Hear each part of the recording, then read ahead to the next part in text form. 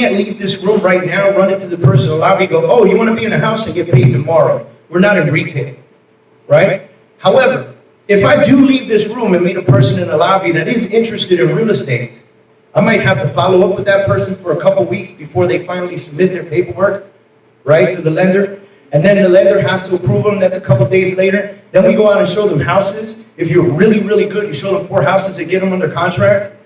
If you are on the street for 2 or 3 weeks with a client, we should talk privately.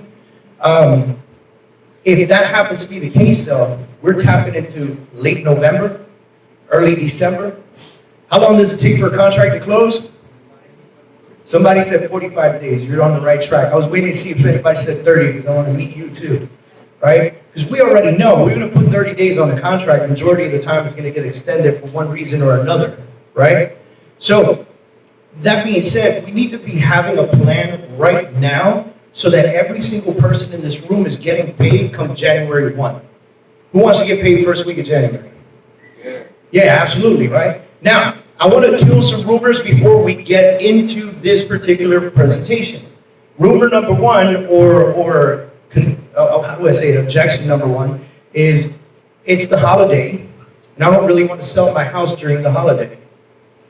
Now, historically, for as long as I've been in real estate, well, not as long as I've been in real estate, but since somebody taught me this, which was about 7, 8 years ago, every single year, December has been my best month for getting people under contract.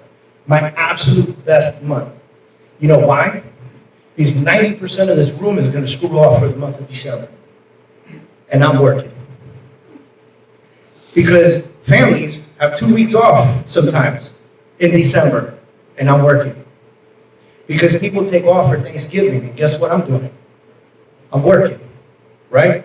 But that's not the only reason. The other reason is this. If you walk into a house that smells like gingerbread and cookies, does that make you feel at home? Absolutely. So when a client looks at me and says, I don't want to sell my house during Christmas, I say, I absolutely agree with you, but we should market it during Christmas. We should absolutely show it during December.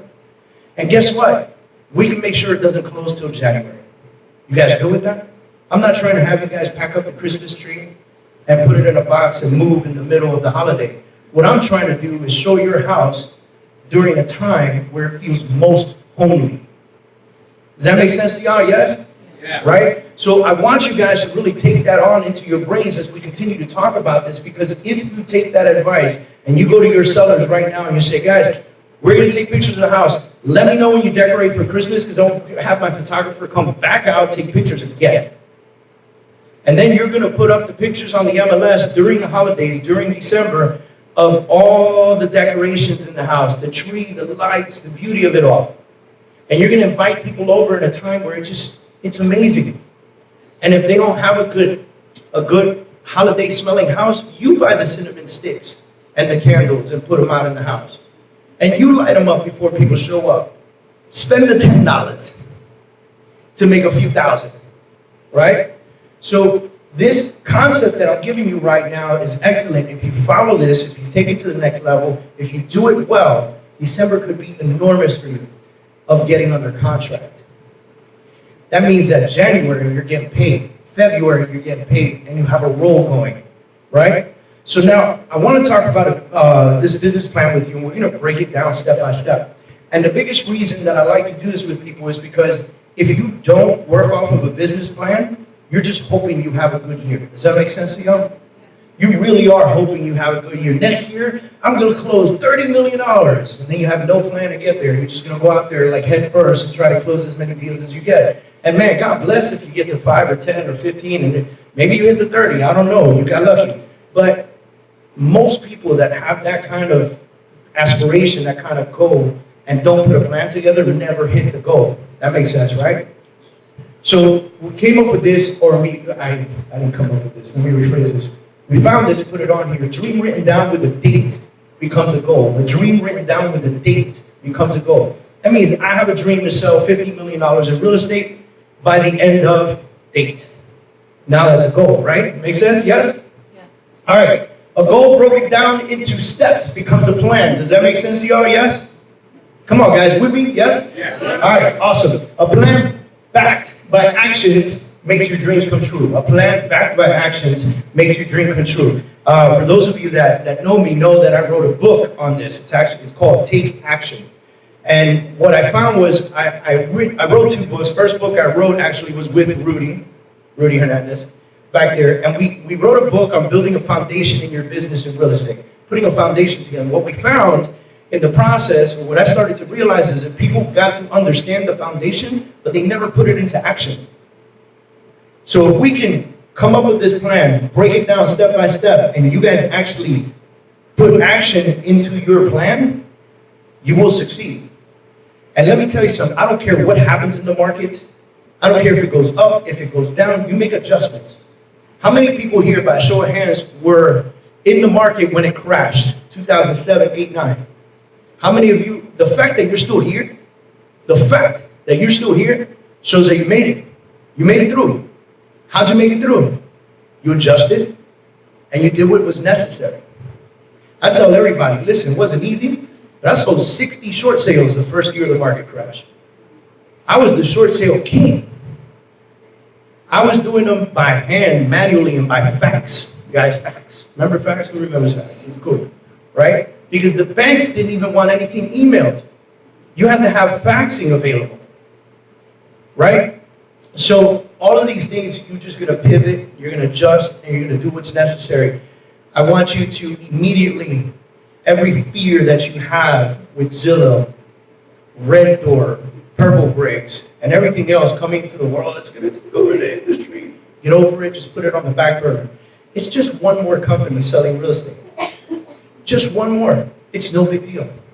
It's just another person in the market. And guess what? With all the numbers that Zillow's doing, they only control 6% of the market. 6%. That leaves 94% for you to go get. It's really that simple. So all the people that are feeding you the fears and feeding you the fears and feeding you the fears, get over it. Just kill it. Get rid of it. Put that out of your head right now. You're going to come up with a plan by the end of the session, and you're going to put it to work. You guys ready for this? All right, let's get started. The purpose of a business plan. Very simple. The purpose of a business plan is to have a clear vision, right? Have direction and guidance, funding and exposure, and test feasibility and validity of your ideas. This is what a business plan is for. We're going to go through this step by step. It's very simple. Having a clear vision is self-explanatory, right? That's self-explanatory because that means that everything you're going to put into the plan is an actual vision. It's exactly clear of what you're going to be putting into place to make your business better in the next year, 2020. Having direction and guidance. Very simple. By the time we break down this business plan, you should be able to implement it into your Google Calendar. And literally, if you just woke up every morning and did everything that was in your calendar, you would have a successful year because you built the plan for what you were going after. And mind you, not everyone here is going after the same goal. Everyone here is going after different goals, right? Ray Lopez, what's your sales goal for next year? Yeah. Huh? Sales volume. 12 million. Sammy, what's yours? Alex, what's yours? He said money. All right, so he has a GCI goal, which is very different. He wants to make 300K next year, right? That's cool. But we're going to talk about breaking down the sales volumes so that when you reach that 300K, right? What's your goal for next year? 7? $1 million? Oh, we got. Yeah. Okay. All right. So here's some of the things. This is a mastery pyramid. And if you guys have never seen this before, mind you, if you signed in and you registered on the Eventbrite, I'm going to send everybody a complete copy of this presentation. You guys good with that? Absolutely. All right. Awesome. And also, I'm going to send you some worksheets to work off of that will help you with your business plan as well. And I'll tell you what, I'll do one better. When I finish putting my business plan together, I'll send it to you. So you see what mine looks like. All right? Now, there are different levels of stuff that you're going to be doing. Interested and committed. Clarity on what I have to be dedicated and disciplined to do with my time and energy to achieve my goals. Be fully committed to doing what it takes. Now, if you're going to put this plan together, you're going to have to be extra committed to this plan. Does that make sense to y'all? Yeah? All right, awesome. Then you're gonna do lead generation. Lead generation is very, very, very, very important in the business. Lead generation just doesn't mean buy Zillow leads. That's not the only way of lead generation. Lead generation also means call your mama and ask her who she knows, right? Work with your sphere of influence. Talk to the people that you know. Who here agrees, by a show of hands, that it is much easier to close people you know than people you don't know? Right? How crazy is that? Now, by a show of hands, how many of you commit to calling your entire sphere of influence at least every 30 days? 1, 2. Yeah, the whole sphere though. She was like, right? And that drives me insane, because a Zillow lead will come in and you will go through hell and high water to get in front of that person's face, but the other 400 phone numbers that you have in your phone, you ignore them. So we're going to spend some time today talking about that as well, okay? And I have a special guest that we're going to bring on. Carlos, where you at? Raise your hand. Carlos in the back owns a company called the Miami Marketer. He's known as the Miami Marketer. He's going to come up here. He's going to talk to you specifically about targeting and retargeting your own database so you stay in front of the people that you know. Is that good for you guys? Yes? All right, awesome. Then presentations. You got to work on your presentations, right? You're going to work on your lead gen, but then you're going to work on your presentations. Buyer presentation, seller presentation, investor presentation. All three very different presentations, right? Then we're going to talk about systems. What do you use for a back office? What systems do you have in place? What's your structure? Consistency. Look, systems don't always mean some kind of technology that you use. Systems sometimes are just simply the process that you have in place when, let's say, you get under contract. I get under contract today. What is my process from contract to closing date? That is a system. You guys need to have that system written down somewhere. You guys need to have those systems written down somewhere and create your own policy manual. I don't care if you're a single agent by yourself, you have no team, and no one else is going to read it. It's just simply, I'm under contract now, let's go open up that page and see what I do next. Sometimes it's having that email that goes out when you go under contract, right? You have a buyer. Who do you have to email right away? The lender, the title company, your transaction coordinator, should you have one, right? These are at least the top 3 people they need to be emailed. The other agent, congratulations, we're under contract, right? And those days, imagine if you had, how many of you have a template for that email and you just got to fill in the blanks? 1, 2, 3, 4, 5. 5 out of 120, guys. Okay? Now, results. You as a CEO, leader, and team members maintaining desired outcomes. This is something that you're going to monitor every 30 days. If we come up with the best business plan for you, every 30 days, you need to sit down by yourself, or if you have a team, with your team, and monitor the results.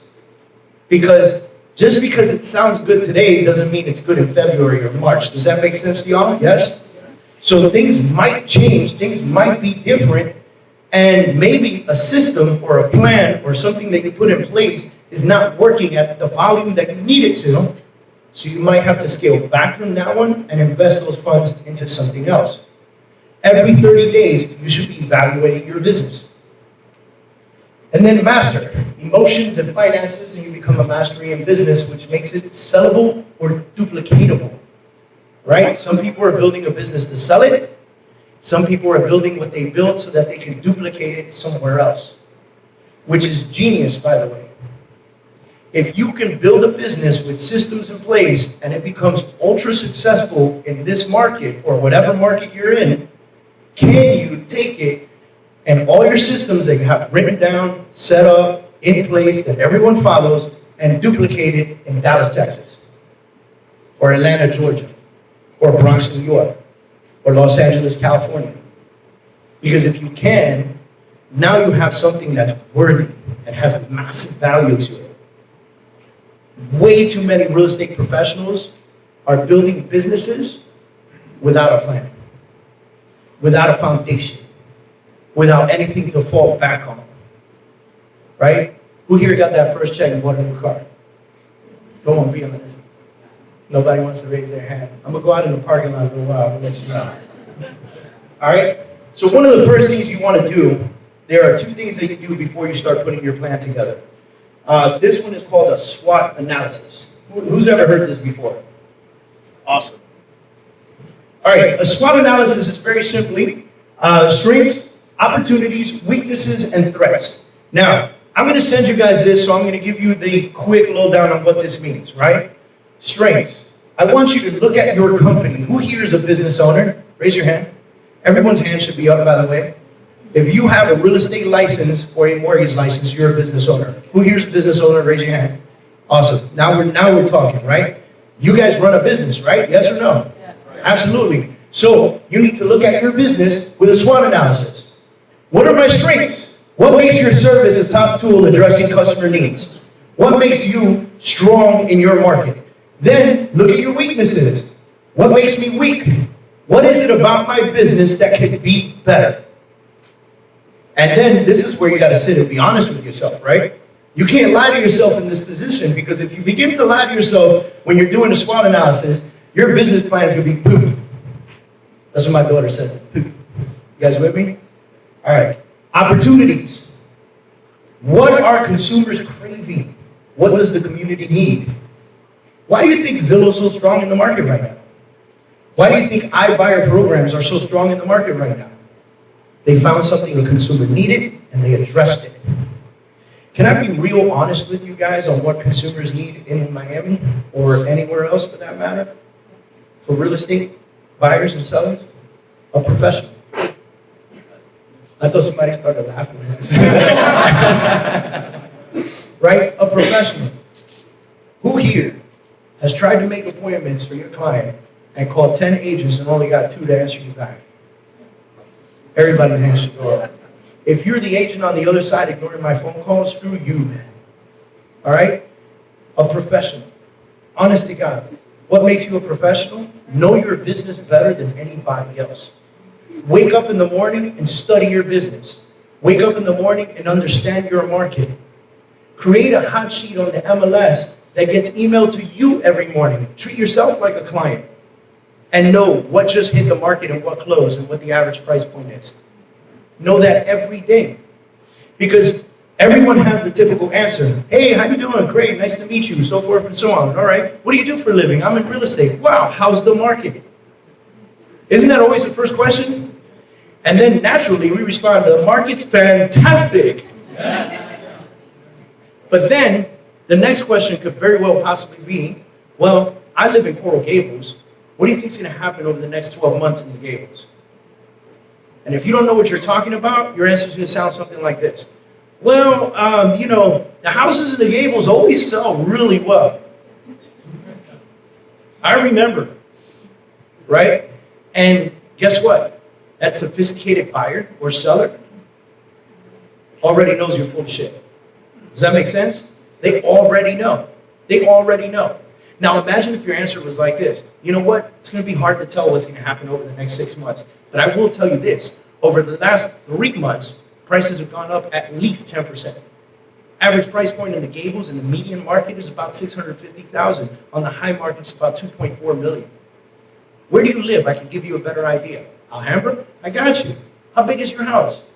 Oh yeah, your house is easily valued in between, let's say, $1 million and 1.4. But I could never tell you the price of your home unless I actually took a look at it. Which one was a better answer? Absolutely. And I just wanted to spend a little bit of time on that because that's the biggest weakness that real estate has. The biggest weakness that real estate has is a lack of professionals. You're in this room, why? Because you want to better yourself, right? So you're already there. All you got to do is understand your market very well. And then threats. What obstacles do you foresee challenging your company's success? Which competitors have the potential to threaten your business? Look at your market, see who's in your market, pay attention to what they're doing. Don't ever compare yourself to your competitors, but understand what your competitors are doing, right? This is not about comparison. This is not about looking at your competitor and go, oh my God, they're doing it better than me. It's not about that. It's about what are they doing? Is that filling a void? Does that make them strong? Does it fill a void? Are they fulfilling an opportunity in the market? And if they are, how can you do it better? How can you do it better? And is their system missing something that you could fill in? Right? Okay. So this is for your business. Now let's talk about you. Remember, I'm going to send this to you so you'll be able to print these two things out, right? Let's talk about you. How are your systems, presentation and conversion skills, lead generation and marketing systems, planning and organizational skills, and mindset goals, right? And then rate yourself from poor to excellent. Excellent being the outer circle, the bigger circle, and poor being the inner circle. Now, this is what I tell most people. No one is great or excellent at all of these skills. No one. No one. Now, some people will tell you, you need to work on the skills that you're not very good at so that you can be an even balanced person. Who here believes that? Let me tell you the truth. Hire somebody to handle the skills that you're poor at and excel at the things you're great at. Is that a better plan? You're already good at it. If you put excellent, imagine if you could be a superhero in it, right? You're already good at that, so take that to the next level. Be better at that. If you're a genius when it comes to lead generation and marketing systems, focus on that and keep building that out. If you're horrible at presentation and conversion, get an agent on your team who's fantastic at it. Me, I'll tell you where I suck. Where's it at? Planning and organizational skills. I'm like right in this dot right here when it comes to planning and organizational skills. I had a million ideas, and then I just throw them to George. George, where you at? He's checking people in right now. I have a million ideas. I throw them to George. George figures it out because George is fantastic at planning and organization. Does that make sense to y'all? All right. And the reason that the SWOT analysis and this analysis are done before your business plan is so that now you have a better idea of what you're going to excel at and who you're going to hire to do the rest, right? Since I suck at organizational skills, I use a transaction coordinator every single time I have a deal. My team is not, under any circumstances, allowed to track a transaction by themselves because I won't track it. So we hire a transaction coordinator for every single deal, and she does a fantastic job, right? And she keeps me in the loop, and she puts me in all the emails, and she calls me when there's something important that I need to take care of, and now I know I'm well taken care of. That's where I suck. That's why I hire her out for it. Right? Now, those of you considering building a team, who's considering building a team? All right. If you're considering building a team, your very first hire, hear me out very clearly. And I'm going to be as clear as possible because you're going to call me one day and you're going to say, I brought 2 agents on my team, the team's not working, it's not functioning. Your very, very, very first hire is a personal assistant. Period, end of story. I don't care what book you read. You could read a book about how to become the best stockbroker on the planet or how to become a $1 million real estate agent. Your first hire is an assistant. Why? Because if the assistant could take off your plate everything that you don't really want to be doing and allow you to focus on the things that you can excel at, guaranteed you double your business with an assistant. Guaranteed. You double your business with an assistant. Then your next hire is other people to go out and hit the streets with you. Because now you have a foundation at the office or at home, wherever your assistant sits. As long as your assistant is one-on-one with you and you guys have systems in place, all the stuff we talked about earlier, well written out detailed plans, and if you're not very good at doing that stuff, have a meeting with your assistant. Tell the assistant exactly what you're trying to put together. Let them create the plan. Let them type it all out for you, send it to you for corrections. That's what they're for, okay? Because I know a lot of us, I'll be very honest with you, to sit down and write my business plan or write systems or things like that, it's painful to me. It's literally painful to me, right? I need to stop everything and do it. And then I have a way of doing it that makes it fun. When I write my business plan, I write my goal on one paper, all my goals in separate papers.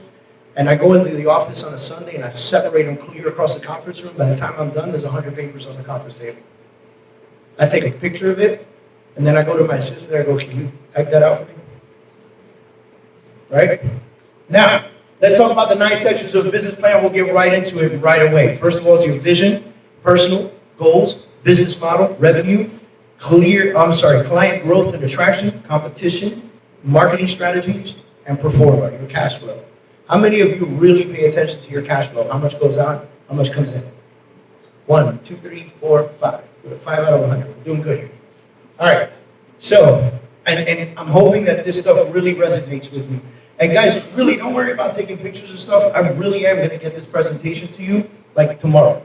All right? As long as I have your email, I'll get it out to you right away. Okay?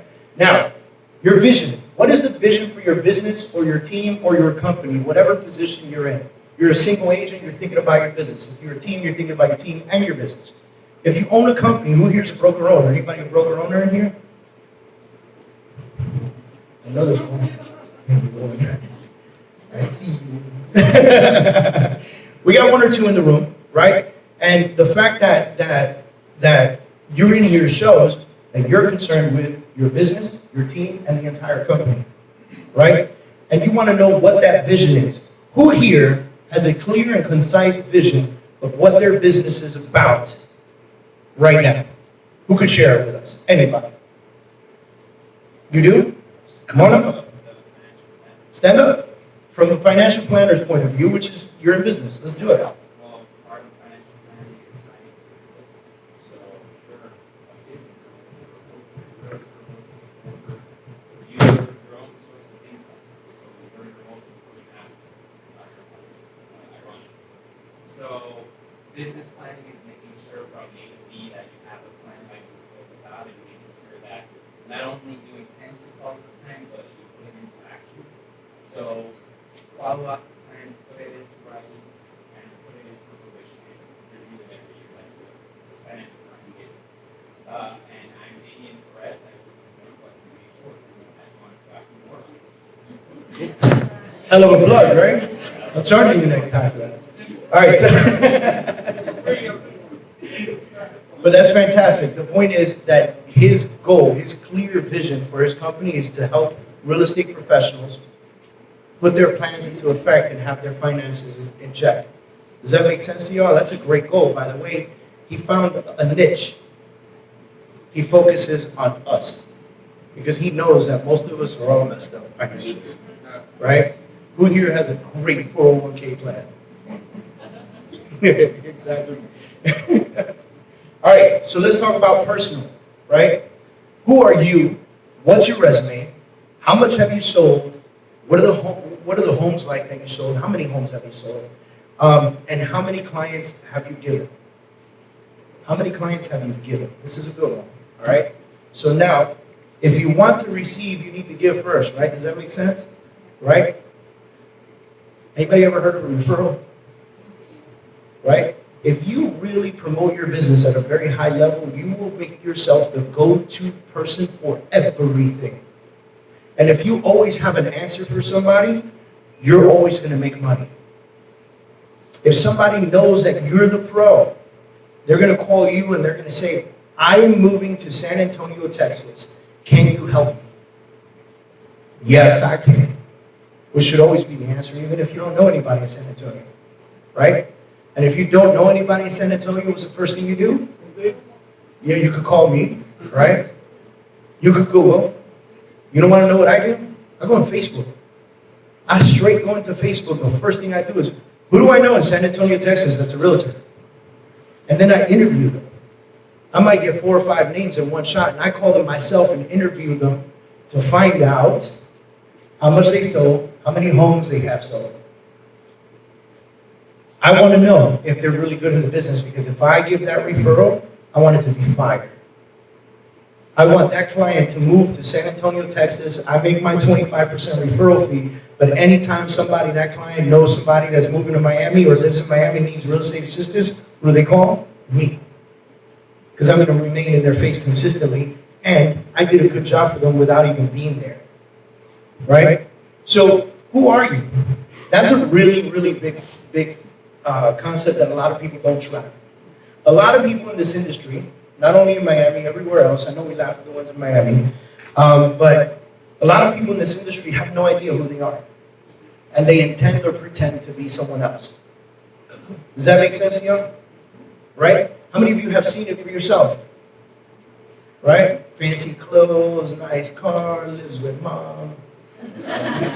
Right? They're pushing, they're tracking that fake it till you make it. The problem is that it's not them. So they don't connect well with the client. Can I tell her? She's looking at me, she's already mad at me. I haven't even said anything yet. This is my wife, guys, up front here. My wife, my wife's marketing, when I first met my wife, she had a magnet on the side of her car. There's a picture of her and her dog. She had a Yorkie. She smiled out. And her phrase was, your key to real estate.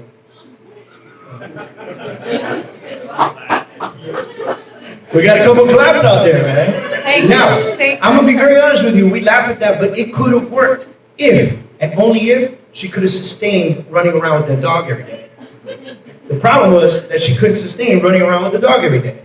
It wasn't her. It wasn't her model. It wasn't who she was. She loves her dog to death. But the last thing she wanted to do was carry her dog in her purse every single place that she went. It wasn't her. It was that simple. And so that marketing didn't sustain very long, nor did she connect with other people who had dogs because they weren't in the same place. And if you're a dog person, I'll be honest with you, you're a little cuckoo, right? And it's just the truth, right? I love my dog to death. He's a sloppy dude, man. I'm not taking him in my car to go show houses, right? So who are you is a really big concept. Who here knows Riley Smith in the Grove? Right? If you know him, you know that Riley doesn't go anywhere in a pair of pants. He wears shorts and sandals and a button down everywhere he goes. That's Riley. Guess what? I've spoken to him at length about this.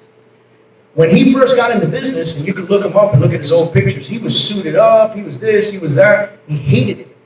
And his business didn't really blow up until he became who he was, which is a Miami-born Grove guy. And that's who he is. Drives around the Grove in a golf cart, does $150 million in business. In shorts. Now, if that's not you, don't go home and think that's cool. All right? It's not you, it's not you. This is me. I'm not really a suit guy. My wife wishes I was a suit guy. I'm not really a suit guy. Right? Don't shake your head. Be honest up here with my people. All right. So, knowing who you are is a really big part of your business. And if you could really tap into that and hone in on that, right? Like, Alex understands English. He will never answer me in English. I will speak to him in English, he'll speak to me in Spanish. I will speak to him in English, he'll talk to me in Spanish. But dude closes deals. Why? Because he focuses on his market. He knows what his market is and he focuses on it. And that's not to say that he doesn't have English-speaking clients, because he does. I don't know how he communicates, but they figure it out, right? But he closes deals. How many houses have you closed year to date so far?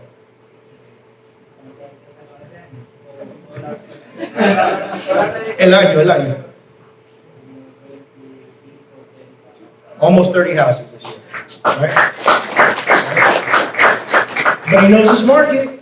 He's one of the few people on Zillow picking up the phone and speaking in Spanish, and the other person on the other side says, oh my God, finally there's somebody who speaks my language. Finally. Mr. Javi over there, gotta have homes, does all his marketing funnels and attraction in Spanish. It's an untapped market, by the way, believe it or not. Very untapped market. You heard that here first. All right, now let's talk about your goals. What are your business and personal goals, your income goals, marketing goals, sales goals? Where is your company headed? How will it get there? Are the goals measurable and trackable? Now, I'm going to send you all this because I went through that pretty quickly. But when we start talking about what your goals are for this coming year, they have to be separated in this fashion. Saying that my goal is to sell $50 million in real estate in 2020 is one goal. That is my financial sales goal, which, by the way, has nothing to do with my income goal. Why is that? Because my income goal could be higher or lower. If I have a team, I'm splitting some of that with my team. If I'm sending a referral out, that doesn't hit my financial sales volume goal, but it does hit my goal of income. So your income goal is completely separated. The two can be intertwined and you can come up with a basic idea of your income goal based on your sales goal. Or you could do what Alex did, which he said, I just need to make sure I make 300K next year. Now he needs to decide how he's going to make that happen, and we're going to talk about how to break that down. But he needs to decide how he's going to do that, which means he has a team. How many of his deals will go towards the team that he'll only earn half on? And how many of them will he handle himself that he'll get 100% on? And is he calculating the split that he has with his company?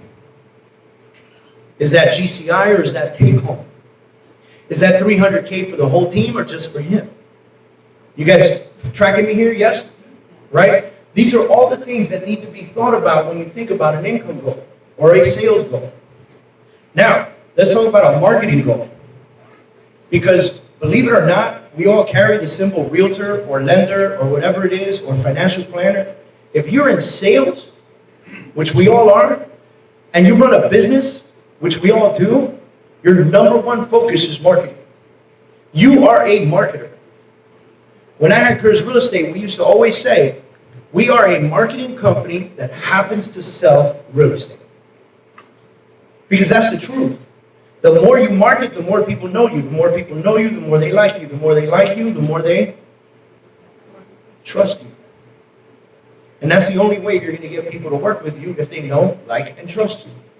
And we'll talk about some tips and tricks with that as well. Okay? Sales goal, we talked about that. Where's your company headed? What's your company goal? Right? So, like, if you run a team, how many people would you like to have on your team by the end of 2020? What staff would you like to have on your team by the end of 2020? And then, how will you get there? And we break that down to every little possible piece we can potentially find. Right? So now, business model, team, agent, where you headed, revenue and services, what services do you render? Okay, now some of you are thinking, Dave, I'm in real estate.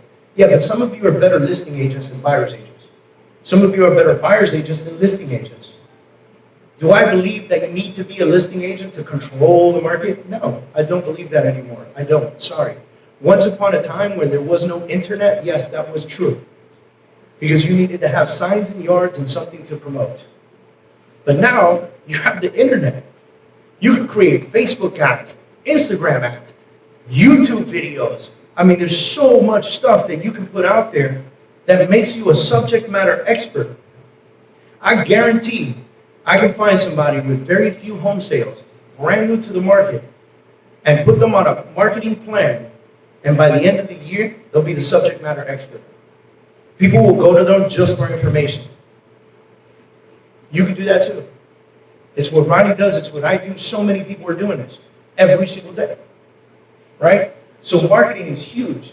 What services do you render falls into, am I an REO agent? Do I specialize in short sales? Am I a luxury person? Am I your Coconut Grove guy? Am I your Palmetto Bay guy? Am I your Miami Beach girl? Who am I? Right?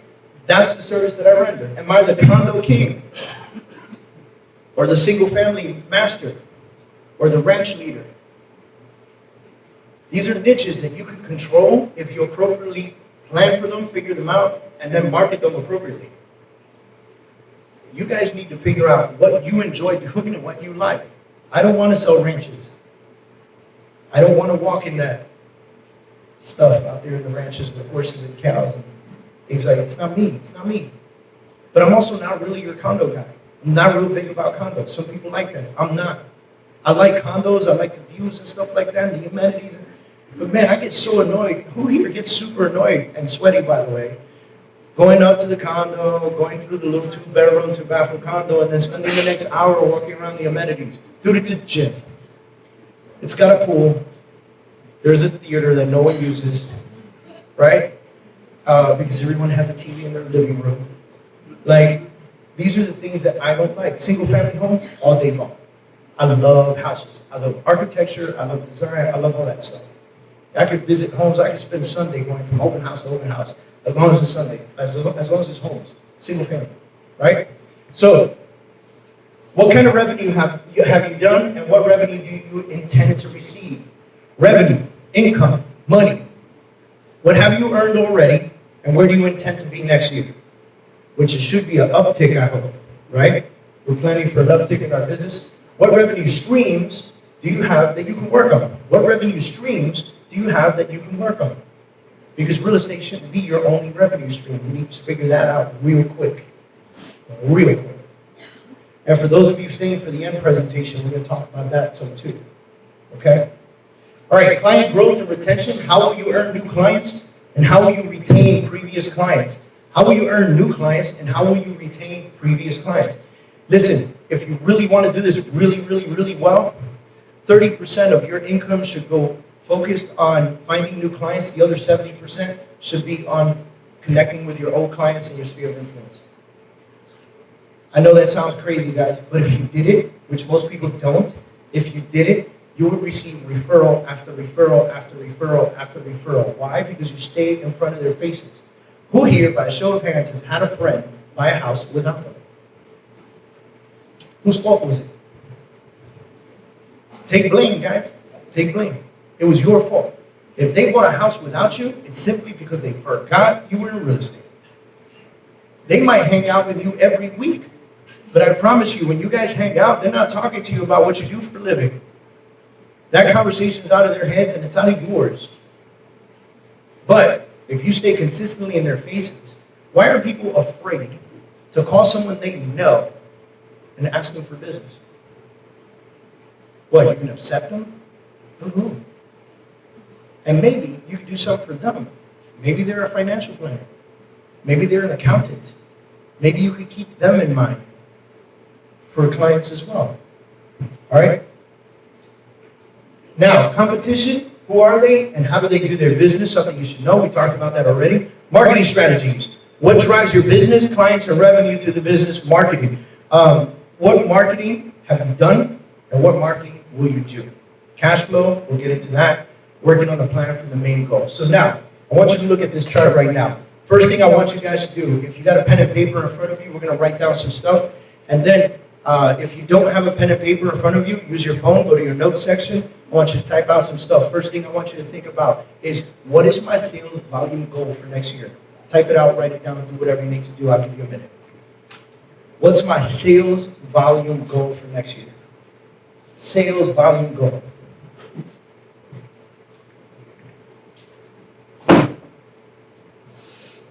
All right, next one.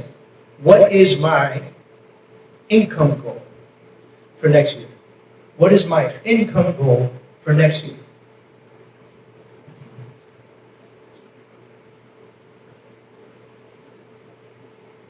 All right, next one. I want you to just think of one for right now. What is my number one marketing goal for next year? What is the number one thing that I will do all year long in marketing to promote my business, guarantee that maybe I do now but not strong enough, or maybe I haven't implemented and need to? What is the number one thing? Because this particular one is going to have a huge breakdown. What is the number one thing? Number one thing, marketing.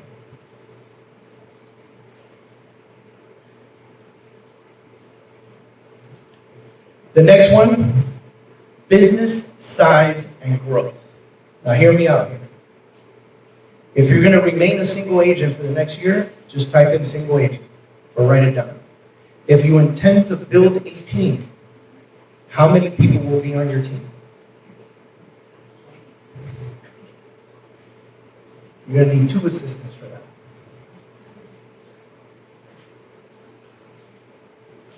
Now, the last but not least, what is the number one personal goal you have for yourself? This particular goal has nothing to do with your business and everything to do with your business, all at the same time. What is the number one personal goal? I'm going to lose 50 pounds. I'm going to go to the gym every day. I don't care what it is, right? What is your number one? I'm going to read 50 books this year. What is your number one person? I'm going to fall in love this year, right? I'm going to get divorced this year. I'm kidding. Right? That number one personal goal, remember what I just said. It has nothing to do with your business when you're writing it out, but it has everything to do with your business because you will have to make the time to accomplish that goal. See, a lot of people will get into this business and they will focus at a high level on their businesses. And they do it so daggone well that they forget they are people with families at home and stuff like that. And friends and all that other stuff. And if your family is important to you, and you like going home to your children, or your spouse, or whatever the case is, or maybe you're not married, just got a significant other, and you want to make time for that, it needs to be included in your plan. 1,000,000%. Okay? Now, this is what I want you to do. Up here, there's a main goal. I want you to break that down into income, cash flow, marketing, and services. Then I want you to talk about the finances, types, and offerings. Now, listen to what I'm doing here. I'm breaking this down step by step. If my goal, let's say, is to lose 20 pounds in 2020, that's my personal goal, right? Am I going to do that through osmosis? Or just because I wrote it down? No, right? What's my plan? Give me some answers. Go to the gym, number one, right? How often, right? So now we got go to the gym, right? So go to the gym was right here. Now I got to break down, go to the gym. What gym am I going to? When will I sign up? How often will I attend the gym? Will I be having a trainer or not? If I'm not going to have a trainer, which YouTube channel am I going to follow that's going to help me figure this thing out? Now, what else do I need to do to lose 20 pounds in 2020? Diet. Huh? Diet. Right? Diet, or better word, like Ray just said, understand your nutrition better.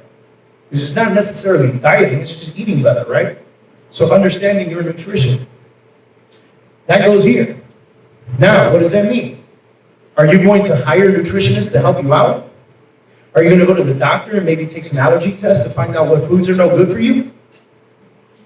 Are you going to set yourself up with set meals every day delivered to your home? And who will be delivering those meals? And what is your budget for that? Are you going to spend all day Sunday cooking for the whole week? How hard are you going to go in on this? How deep are you going to take it? That was the personal side.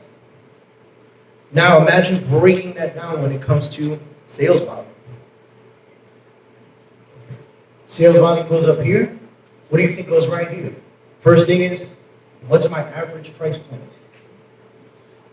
What's my average price point?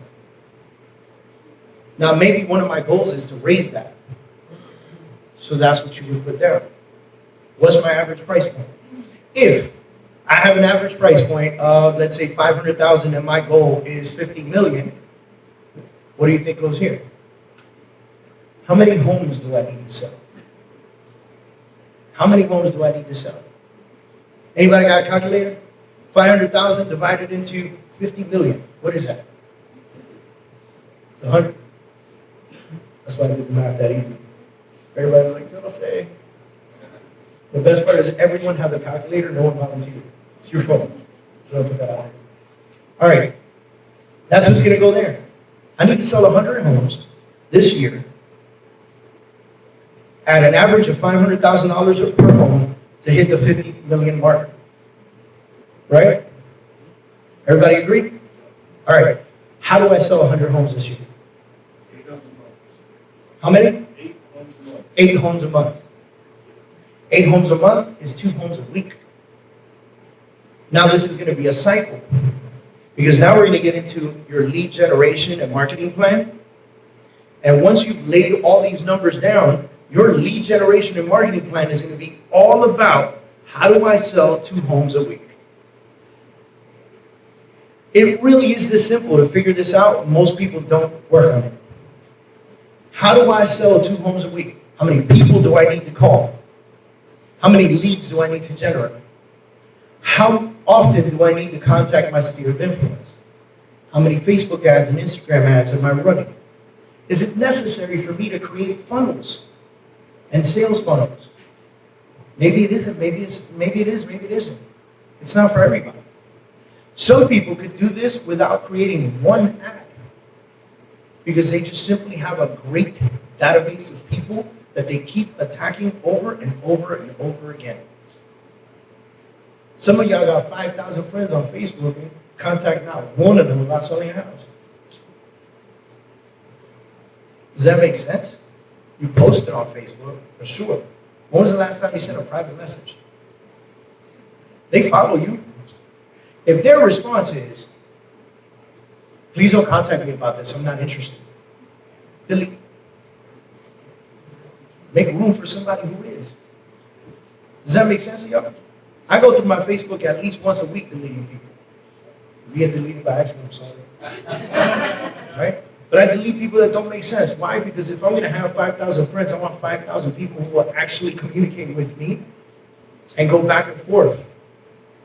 And 5,000 people on my Facebook that will actually refer me business. I don't care where they are. If it's another realtor in Canada, I just stay in contact with that person because one day they might have somebody moving to Miami. How many Canadians move to Miami? A lot. Right? So make friends in Canada, New York, Boston, those places. They're all coming here. Okay? This is how you break down each and every goal. And we can go through it each, but you guys get the gist, right? Everybody understand? Yes? All right? Breaking down these goals is extremely important for the very next step, which is breaking it down. The year's goal, broken down quarterly, broken down monthly, broken down weekly. Now, this example is very clear in what we just did.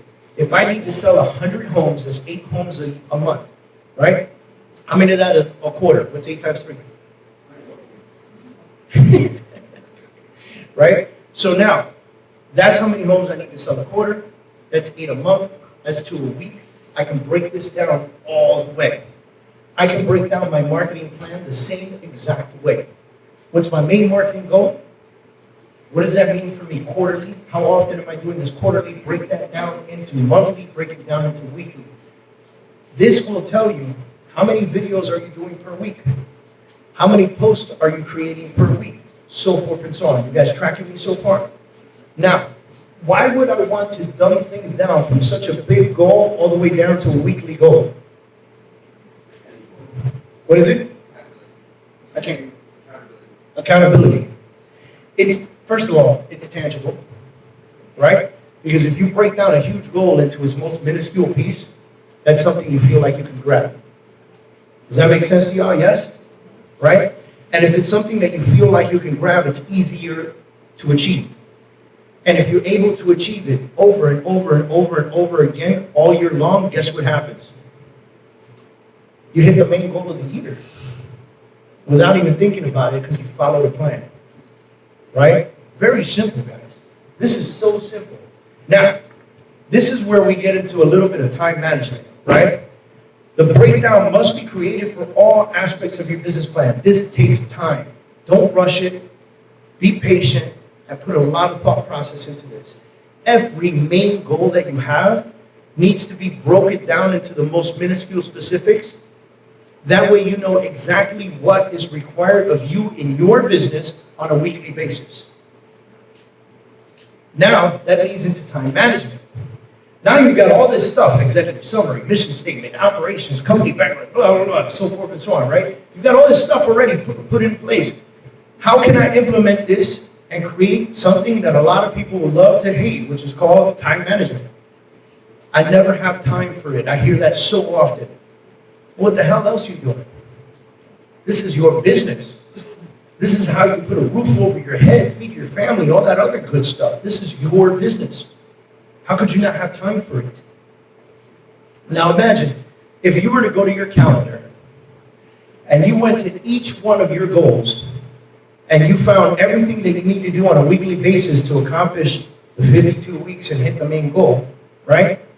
Imagine if you could just insert this into your Google Calendar, wherever you want it, but you insert it. For instance, our team, my team's in the back, right? Are you guys back there? Yeah, I see. Okay. I put my glasses back on so I can see you guys. Make sure you don't leave. So, what do we do on Monday mornings?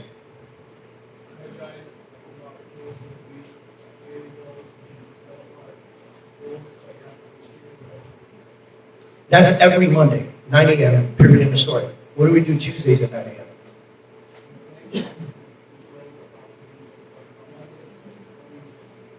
And Wednesdays and Thursdays and Fridays, we can keep going. You guys get it, right?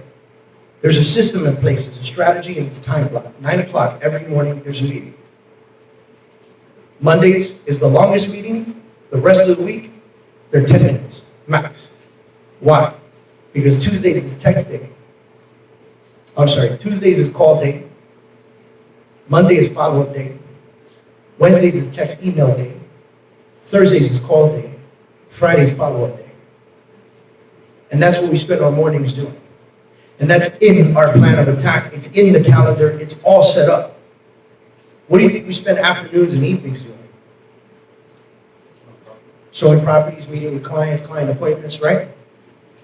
So I get into arguments sometimes with the team. Oh man, I got a listing appointment Thursday morning. Well, why didn't you make it for Thursday afternoon? There's really no excuse. We have plans Thursday morning. Because they're afraid. People are afraid. When the seller says, oh, I'm available Thursday morning, people are afraid to lose that deal. They're afraid to say, unfortunately, I'm busy Thursday morning. How about 1 p.m.? And if 1 p.m. doesn't work for you, I'll show up at 7 p.m. and bring a bottle of wine for dinner. But I have an appointment Thursday morning. People are afraid to do that. You know what? If you do that with somebody, they might respect you more. But we're programmed as real estate agents. When somebody says, I'm available Thursday morning at 9 a.m., you're like, yes, yes, I'm there right away. Let's go. But they throw you off your plan. They throw you off your schedule. They throw you off your calendar. They throw you off everything. Your whole day is backed up. And guess what? You lose something in the day. And then it's like going to the gym, right? Who here goes to the gym a lot? Okay, that one day that you don't make it, how do you feel? Like crap, right? Same thing happens. If you legitimately get into a system where every Monday, Tuesday, Wednesday, Thursday, Friday, you're doing the same thing week after week after week after week, and you get thrown off your schedule, you will feel like absolute crap for not making the phone calls, because the first thing that's going to go through your head is, man, I wonder how many appointments I could have gotten today. Does that make sense to y'all? Yes? Awesome. All right. There are those who dream big but fail to plan. And there are those that plan and fail to take action. But there are also a selected few that build upon a plan by taking action. Those are the ones who succeed. There was this famous author, his name is David.Kurz, who wrote that. I hope to be a famous author one day. You guys help me out, okay? Now, I hope that this information has been extremely beneficial to you guys. All right, now we still have a couple other sections that I want to introduce, and these sections are specific to you building your plans, right? But it's important that you guys truly understand this. Your goals are super important, very important. You need to track your goals and make them tangible. Because so many people come up with so many goals. How many people have come up with the goal of weight loss or the goal of strength gain and failed at it? Zero plan. Zero plan. The ones who succeed at it have a plan. They know exactly when they're going to the gym. They even know the details of the protein powder that they take. They know the side effects of the pre-workout. I'm honest with you. There's only one pre-workout I can take. The rest of it makes me feel like I'm about to have a heart attack. Right? It's planning for success. It's planning for success. So my dream is that everyone in this room actually walks away today and goes, this weekend, I'm going to plan. This weekend, I'm going to set my goals up. Because goals are very important. The plan is extra important. But the action that you take is what accomplishes everything. Now, I'll leave you with one tidbit. I've heard this before, and my team and I actually had a conversation about it the other day, where some people say, I make 100 calls a day. It's fantastic. What is your rate of return? See, if your goal is to make 100 calls a day, then you'll make 100 calls a day. But if your goal was to set 2 appointments, it's a very different thing. You need to understand how you're wording your goals. My goal is to set 2 appointments a day. Fantastic. How will you accomplish that? I will focus on making at least 100 phone calls a day. And if I don't get my 2 appointments by the 100 phone call, I'll be on 101, 102, 103, 104, until I get my 2 appointments. Because you can make 100 phone calls, and you're looking at the time, and you're like, man, I got 2 hours to make 100 phone calls. The rest is, hi, hello, I heard you were looking for a house. Okay, you're not buying. Next. Right?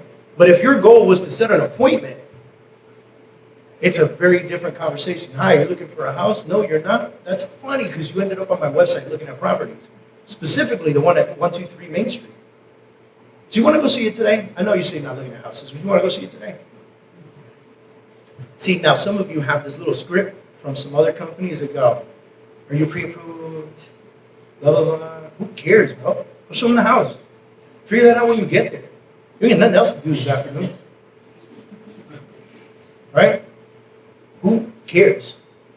Go show them the house and do the impromptu buyer's consultation right there at the house. Right there. So you like the house? Yeah, it's very nice. Great. Are you pre-approved for a mortgage already, or are you going to be buying with cash while you're there? No, I'm pre-approved already. Fantastic. With who? Bank of America. Right? Let me introduce you to my friends at Freedom Mortgage. Like that blood, guys? Right? And basically what you do is you take control of your business. If you allow the other person on the other side of the phone call to control you, you are not the professional in the situation. If you're the professional in the situation, you stick to that damn plan. And you accomplish it with your goals in mind. You guys like this? All right, I'm glad that we were able to give you some solid information. Now I want to introduce, oh wait, of course I got to pitch my own stuff, right? Guys, Real Talk Conference, this is the Learning Experience Real Talk Conference. Will be October 15th of 2020. There are several people we're talking to about head lead roles. I don't want to give it away so quickly, but Mike Tyson's one of them. We might have him there. He has a little show called Hot Boxing with Mike Tyson. I kind of want to bring that to the stage, but we'll talk about that some other time. Big Papi might be another one. I'm in communication with his management. So a lot of great things that we're thinking about for next year. If you want to get tickets, early bird special, $99 right now. It's not going to last forever. The prices will actually go up to $349 this year. Okay? So $99 is a steal. So, Carlos, Miami Marketing, please give Carlos a round of applause. The reason why I'm up here is because I started getting paid to digital market in 2003.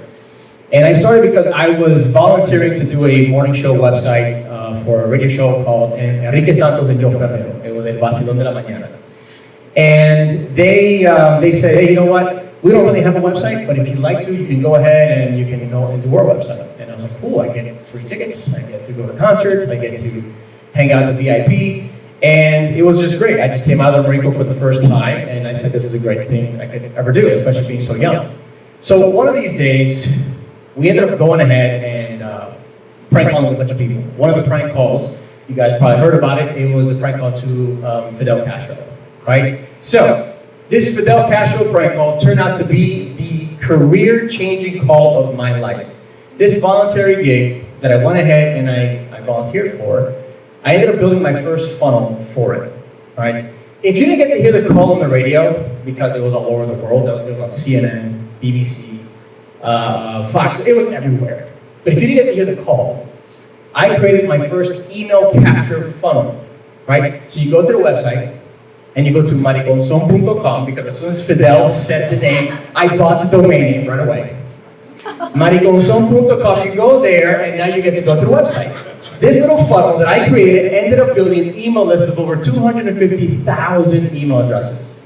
Now, this little voluntary gig that I ended up volunteering for turned out to be a paid gig because the station said, whoa, man, Carlos, do me a favor. We need you to continue doing the mailing contest and the mailing campaigns for all of these other companies, and we're going to charge people. And we'll pay you, it was good money at the time, $1,500 a month. It was insane. It was great. Okay? I still got VIP tickets. I got to go to the concerts, and I was getting paid $1,500 a month. Plus, as a Marine, when you get out of the Marine Corps, you get unemployment because you don't have to get a job right away. So listen, I was living in my mom's house, okay, collecting money and enjoying my life. Now, because of this, I ended up building campaigns for Carnival Cruise Lines, Norwegian, Coca-Cola, Pepsi, all of these major companies. And these companies had the deep pockets to go ahead and I can play with all these toys. So I'm a geek, playing with toys, VIP, living with my mom's, it was great, all right? So now, with all of the strategies that I learned, I was able to really capture and understand how all of these digital marketing campaigns are really, really working. If there's anything I've learned about marketing and digital marketing at all, is that people love to buy, but they hate to be sold. That's just the way it is, right? Everyone wants to know what's in it for them, what's in it for me, right? Everyone's listening to the same radio station, WIFM. What's in it for me, right? So, how do we turn what they want into something that we can benefit from? We can't come off as, hey, I want to sell you something, we need you to buy it from me so I can pay my bills, so I can get out of my mom's house. By the way, I don't live with my mom anymore. She'd love that, but hey, I find different ways to give value to people, and that's one of the things that I'm doing today. I go ahead and I host workshops where I teach all these things, so that way people can walk in and walk out with their own system, so that way they don't have to spend thousands of dollars doing it for, hiring an agency for it. So, what I'm going to do today, because I don't have much time, I'm going to share with you what's working now right away, so that way as soon as you get out of here, you can actually start taking action and implementing right away. Because there's only so many different options out there. And if you ever start watching a YouTube video to learn something new, it's a rabbit hole after rabbit hole after rabbit hole. So my goal is to help just kind of clear up all the fog and help you focus on what's going to make an impact right away without having to spend a ton of money. Okay? Good to go? All right. Good to go? Yes. Is this thing working? Okay, good. All right, so first of all, let's talk about the mistake that everybody's always making whenever they go online or whenever they want to go market. And that is that everyone has this tendency to tell everyone, hey, I'm selling real estate. If you are ever looking for a home, think of me, okay? If you're ever in the market for going ahead and just searching around, think of me. Here's a house, won't last. Everyone's saying the same. Wait, have you guys ever seen that before? Have you guys done that before? Listen, stop doing it. It's not going to work. Here's why. Because you're asking someone that doesn't know you, even if they do know you, to make a commitment to you. Yet you haven't even proven that you're worth their time. If I were to compare that to anything, that's like asking for marriage on the first date. Okay? Hey, listen. If that's your MO on how to get married, sure. Go ahead and do that. What's the worst they have? If someone says no, right? But in business, every no costs us more money. Every no costs us another dollar a click, $2 a click, $3 a click. Does anyone know what CPC means when it comes to advertising? That's right, cost per click. A cost per click is just basically someone clicking on your link. That's it. There's an actual cost for that. So every time someone clicks on your link and they don't take action, that's basically a no. So how do we decrease the cost per click and get better at what's called CPAs, cost per acquisition? An acquisition could basically be anything. It could be a message, it could be an email address, it could be an appointment, whatever the case is. But if you guys don't know these specific numbers, then you're constantly going to be asking, how much is it going to cost me to spend on Facebook?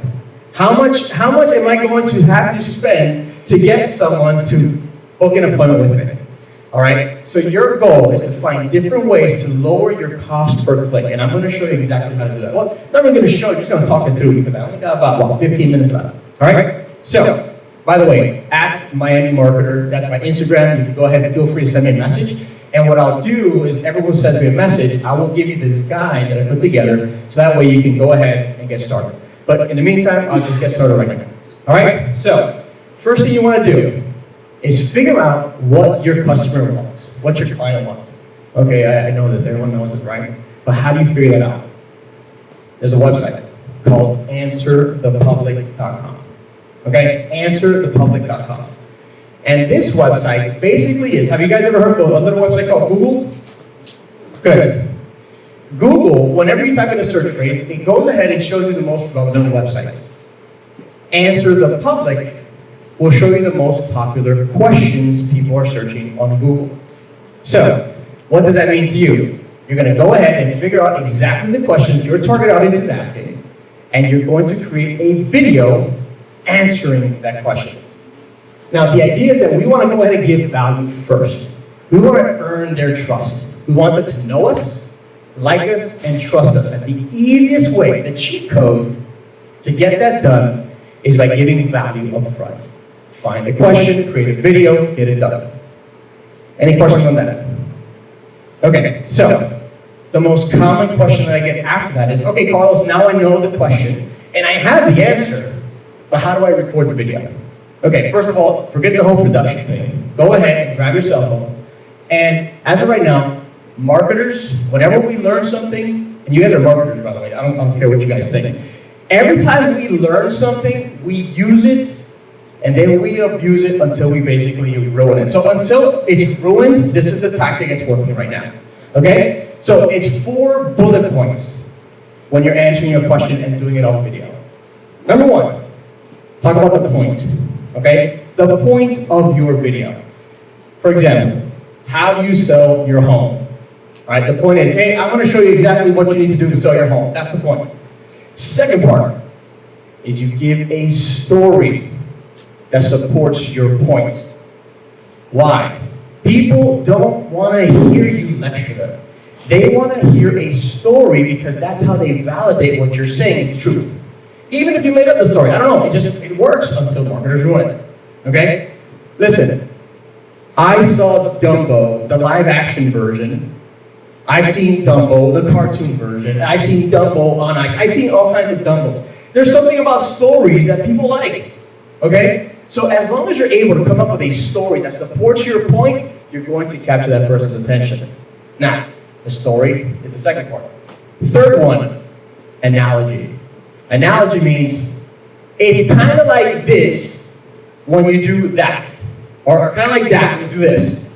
That way people are like, oh man, that makes perfect sense. Amazing, wow man, this guy knows what they're talking about.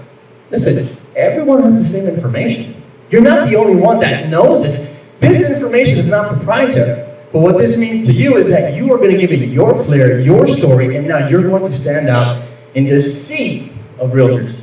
And last but not least, CTA, call to action. Call to action means tell them what they need to do now with this new information. Okay? Now, I wouldn't say contact me if you need help. Or I wouldn't say, you're trying to sell a home, just let me do it. What I would say was, look, I put together a checklist for you if you want to go ahead and try to do this yourself. Because people want to feel empowered. People want to feel like, if I'm coming to you because I really want to come to you, but don't force me to come to you. Okay? So if you put together a checklist that supports your answer, people are going to be interested. You know what, can I get that checklist? Because I want to see if I can do that myself. Now, you get the ability to get their email address. Or if you're on Facebook, you get the ability to get that person to message you. Now you can follow up. Okay? But now, what's really powerful about this entire thing? Me personally, I love Facebook and Instagram. And the reason why is because, in my opinion, in my professional opinion, Facebook and Instagram is the stick shift of advertising. Okay? What do I mean by that? You get to really control the details when it comes to Facebook ads. You can control, listen, that video, let's say it's 3 minutes long, 3 to 5 minutes long. Facebook gives you the cheat code to go ahead and retarget people who have watched 50% of the video, 75% of the video, and above. So now, if I go ahead and spend just $5 a day, or $1 a day, getting that one little video out, what's gonna happen is that people are gonna watch it. Now, if I'm going to spend another set of dollars for follow-up, I want to spend it on the people that have watched 50% above. So don't waste the money on people who don't care about you. So now, that's where you're going to go ahead and get people to, hey, you know what, don't do this by yourself. I've got a bunch of tools that I can point you in the right direction. Why am I doing it? Listen, if you decide to move forward with someone, I'm hoping that I'm the person you move forward to. But if you don't, fine. But at least I want to be there to tell them. People like that honesty, but you're not following up with everyone. You're only following up with the people who actually care. Okay? So, points, story, analogy, call to action. Facebook allows you to retarget. So if you don't have a business Facebook account, you're missing out on all these opportunities. If you're putting this video right on your personal profile, you're not going to be able to retarget anyone. So what's that mean? Go to business.facebook.com and get your business account. What's that mean to you? Now, every time you create a video in there, now you're able to create that retargeting audience. If you have no checklist, if you have no blueprint to share with people, then what you should do is just go ahead and keep pumping out content. But what if you suck at videos? What if you suck? Everybody sucks. All right? The only way you're going to learn your voice is by actually talking. But here's the good thing about it. If you go ahead and you create a video and it sucks at first, believe me, no one's watching. Keep going and keep going. Then once you start realizing your voice, then you have a better shot at going out there and feeling comfortable in front of the camera. Okay, so David, do I have any more time? Am I good? Good. All right, so any questions so far? All right, two things, yeah, go ahead. If you're putting a video through your Instagram and it is linked to your business Facebook page, will it still work the same as retarget, or do you have to put it through the Facebook page directly? Question was, if you're uploading to Instagram, does your Facebook page benefit from that? Yeah, I linked my Facebook business page to my Instagram, so it will post on both. Will I still get the same retargeting and inside your? Did I ask you to ask that question? Because that's exactly what I was going to say next. No, You got it. I'll take my $20. So yeah, perfect. That's actually a great question because everyone has their Instagram account. If you haven't created your business Facebook accounts, create that and then convert your Instagram account into a business Instagram account. Because what that will do for you, it'll give you the opportunity to go ahead and start creating the videos on Instagram and still create that retargeting audience. All right? Great question. Great question because people are still using the personal Instagram versus the business. It doesn't change anything as far as how you use it. It just gives you more power. It gives you the ability to go ahead and boost that post and inside of Instagram. Okay? Any other questions? All right, cool. So, like I said, if you guys need any help, if you guys need me to point you in the right direction, feel free to send me a message on Instagram at Miami Marketer. All right? Here's what I do. I actually host workshops. Actually next week will be a networking event where we get to meet all kinds of other people. And what that means is that you get to hang out with other geeks as well. You get to meet new people and they're sharing different tactics. And it's absolutely free. There's an open bar, $25 in South Beach, 1,000 Fairwinds. But it's part of a group called the Digital Marketing Secrets Group. And what that means to you is that every 2 weeks, every other week, I hosted a meetup where we're sharing all kinds of stuff like this. People come with their laptops, they do a bunch of stuff, and they actually take action right then and there. So the key to growing out there is helping people understand how to do something, make them realize that they can't do it themselves, and then they just want to reach out to you. The easiest way to do it, by doing it with video. Okay? That's it. I got nothing else. Anybody? Awesome.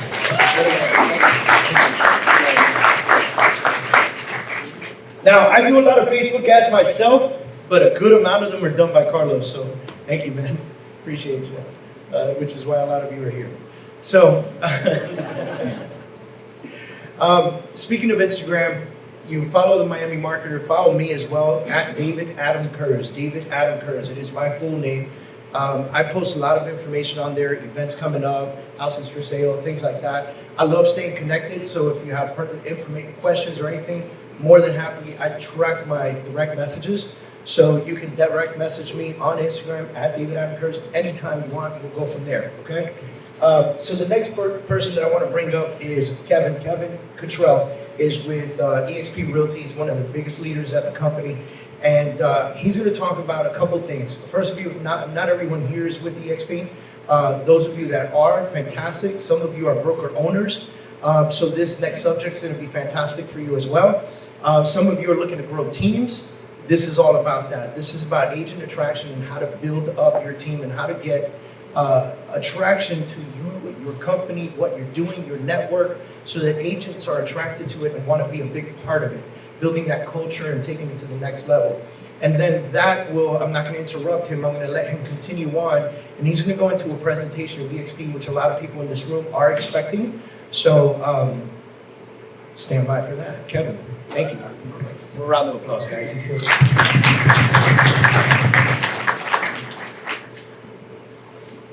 What's funny is I'm sitting back there and Jen Frost on my team is telling me that people are asking what my Instagram is. I'm hoping that wasn't you or Carlos that was asking about it, because mine needs lots of help.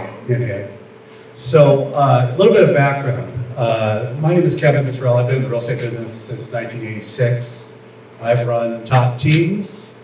I was a team leader for Keller Williams for a number of years, and I owned the largest independent brokerage, much like David's, in the upper Midwest in St. Louis before I sold that. So my background is pretty diverse. I've also done a lot of startups. And so my observation about the real estate business is my background in business made me think about this differently. In other words, when I got into the business, I went and did what a lot of people did. I shadowed people, and I went and looked at what people were doing. And what I observed was, we're our own worst enemy in real estate. Right? Show of hands again, how many of you want to have a team or add to the team? All right, good. So this is going to help you, I think.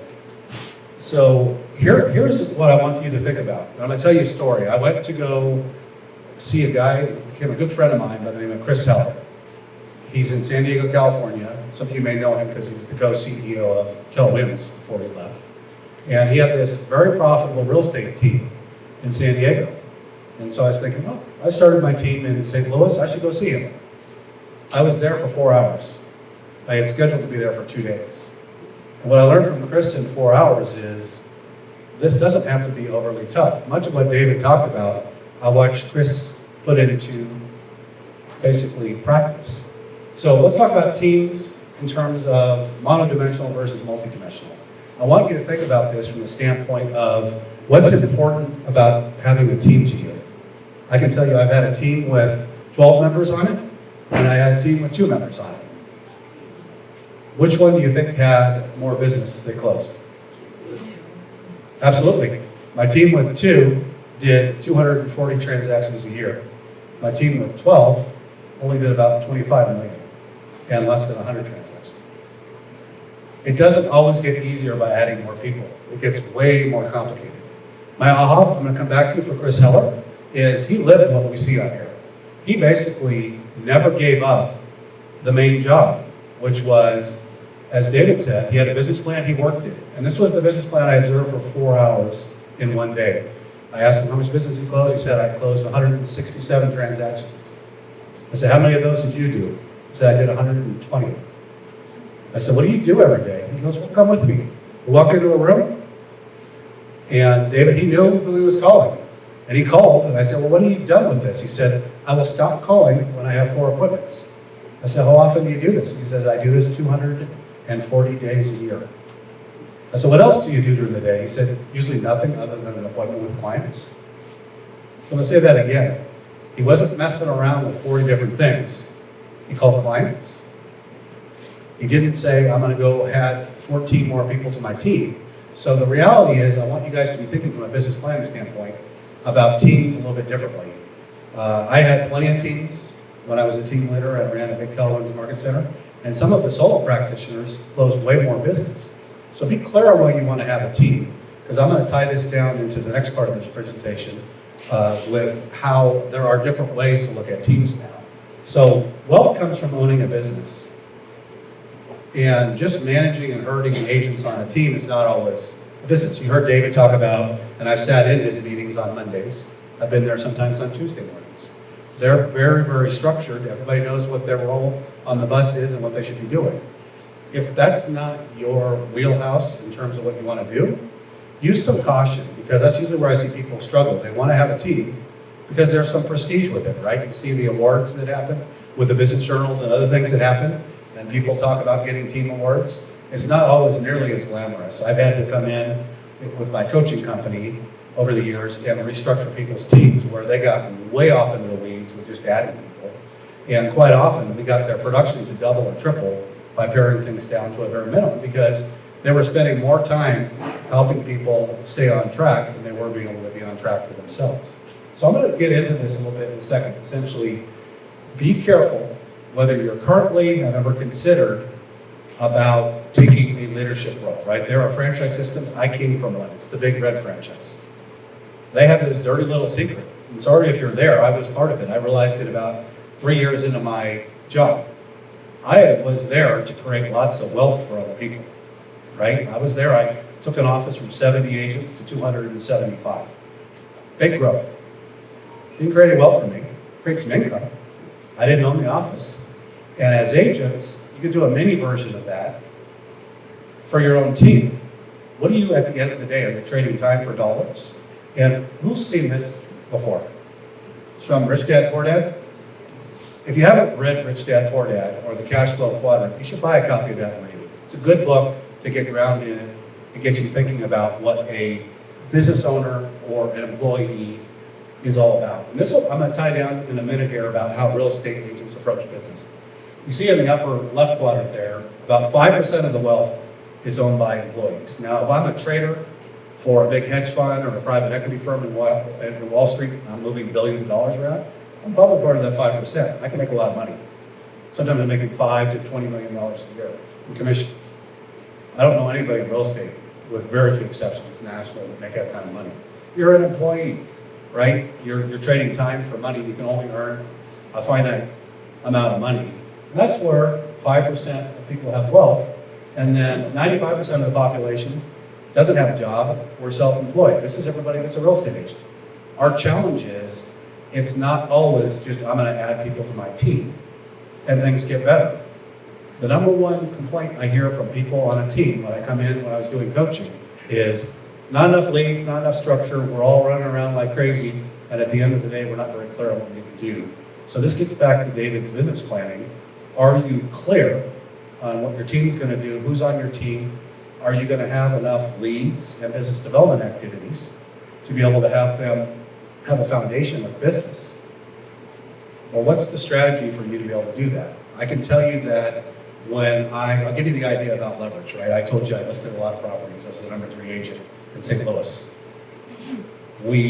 From my ex-wife, bought her brother's brokerage. We were the largest independent brokerage. We had 57 agents. The market turned. Everybody remembers how much fun it was in 2009? Not a lot of fun. There was a point where my production on the listing side of the business generated more cash flow than 57 agents with the closings. That's an extreme example of a big team, if you will, even though they were independent agents. So just be cautious about it. What we're all trying to get is to be a business owner. And I want you to concentrate on the second item up there. Be part of a system, right? What are the systems we most frequently drive by when you go by a corner and you see the golden arches or something else, right? That's a business system. They're franchises. Makes it easy, right? I can pay money, I can buy it. Within reason, if they execute correctly, you get the same basic experience at every McDonald's or every Chick-fil-A and everywhere else you go, unless they aren't running it very well. That's harder to do in real estate as an agent. It's harder to do even more so, and David can tell you about his travails with growing his business as quickly as he did and growing it from 0 to 200 agents as a broker. Everybody thinks that the brokerage business, and I'm going to talk about brokerage business in a minute, is super easy to execute. Like I told you, I took a brokerage from about 70 agents to 275 in a very short period of time. It was less than about 14 months. It took a lot of work and it was very difficult to do. Not very many people can do that. And in the market today, it's tougher and tougher to be able to do that. And then at the end of the day, besides the system, and I'll tie all this together, you want to be able to own investments. This is either the financial planning world, you're going to buy annuities, you're going to invest in funds, you're going to own, hopefully if you're all in on real estate, income property.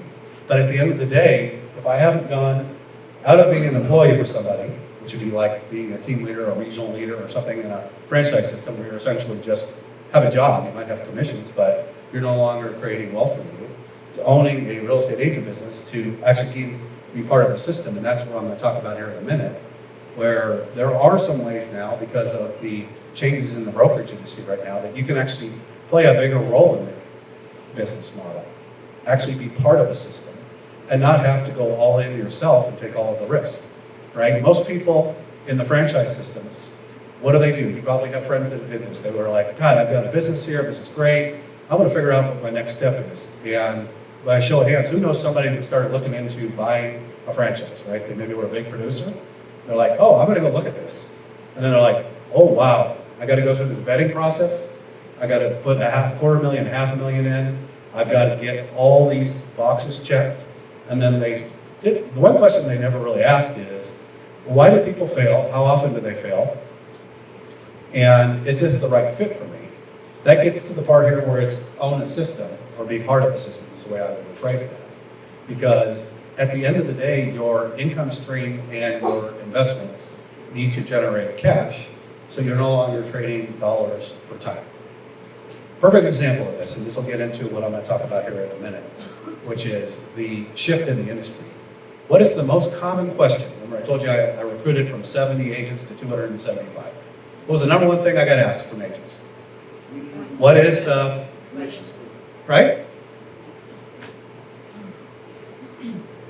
I'm going to tell you something so you'll pay attention, because I'm going to tell you there's a bunch of agents running around that are on 125% splits, 175% splits.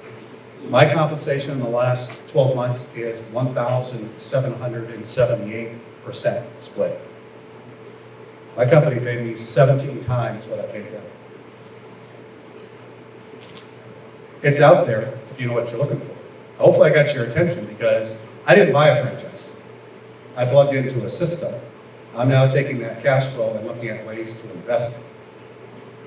And that is, if you look at this next slide, where EXP Realty comes in. Think of it this way. Blockbuster had an opportunity, and I'll talk about Blockbuster versus Netflix, when it was worth $50 million. They turned it down. If you've ever looked now at what Blockbuster's market cap is, it's nothing. There's one physical store left. Netflix is worth billions and billions and billions of dollars. The real estate industry is in the process of going through that. Make sure you're open-minded and thinking about questions, and I know that David said that he wants me to roll right into this. When I saw this, the number one thing I said was, not what's the split, is tell me how this can possibly be factually accurate and the truth. I was meeting with my former mentor and team leader, and a guy I knew for 15 years, and I said, I don't understand how they can do this. And when he explained it to me, and some of the stuff I'm going to go through with you today, is it's like what happened when Netflix showed up at Blockbuster's office and said, we've got this new concept. I know you guys have a bunch of stores, but we're going to do this differently. So when you think about the real estate industry, this is Netflix showing up in the real estate industry. And you have to decide whether you're still working at Blockbuster or you're going to be open-minded and think about it. It's absolutely not a fit for everybody. The one thing I would tell you, though, is it is a easy to execute plan. Remember I told you that I'm running over 1,700% on my split? I will be there 2 years in December. I have brought in 32 agents myself. I told you I worked for a better part of 14 months as a team leader for Keller Williams. I took them from 70 to 272 agents. I probably made less than $180,000 in that period of time. There's only a finite number of roles when you can get into a franchise system to buy a franchise. This, as you'll see, and I want you to pay attention to, is open to anybody. And there's a reason it's growing quickly. So I'm going to run through this fairly quickly. With any luck, I'm going to be able to introduce you to Glenn Sanford in person. He happens to be in Miami, and David and I asked him a favor. And as I understood from the text before I walked up here, he is en route to be here. So you may get to meet the founder of EXP who's in town today. And he's going to be in town for a couple days, and David and I asked him as a favor to come over here. So Glenn Sanford was, in the parlance of the real estate business, a team guy. He had teams in the 2003 to 2009 period in 4 states in the United States. What do you think happened to Glenn and his partners by about 2009? It was a mess. They had physical locations, they had people all over the place, they duplicated all of their infrastructure in every location. And he said, I have to be able to do something different. He started racking his brain, and essentially he went from doing $60 million a year in volume, which was a lot in 2009 when the market was terrible, to actually founding with some partners, including Brian Colhane, EXP Realty. So it started as an outgrowth of 4 regional team operations. He was based in Seattle. They were in Arizona, California, and Nevada. I'm going to run through this slide very quickly. There's the 2009 to 2018. The company uplisted on NASDAQ. We have 23,000 agents. If you want to talk about growth, when I joined a little less than 2 years ago, There were 3,500 agents. We just passed 24,000. It's pretty crazy how many people have grown to the company. We grow by about 50 agents a day at this point. So when you look at the core values of the company, and this is where I want you to put your, I want to own a business, I want to own an investment hat back on.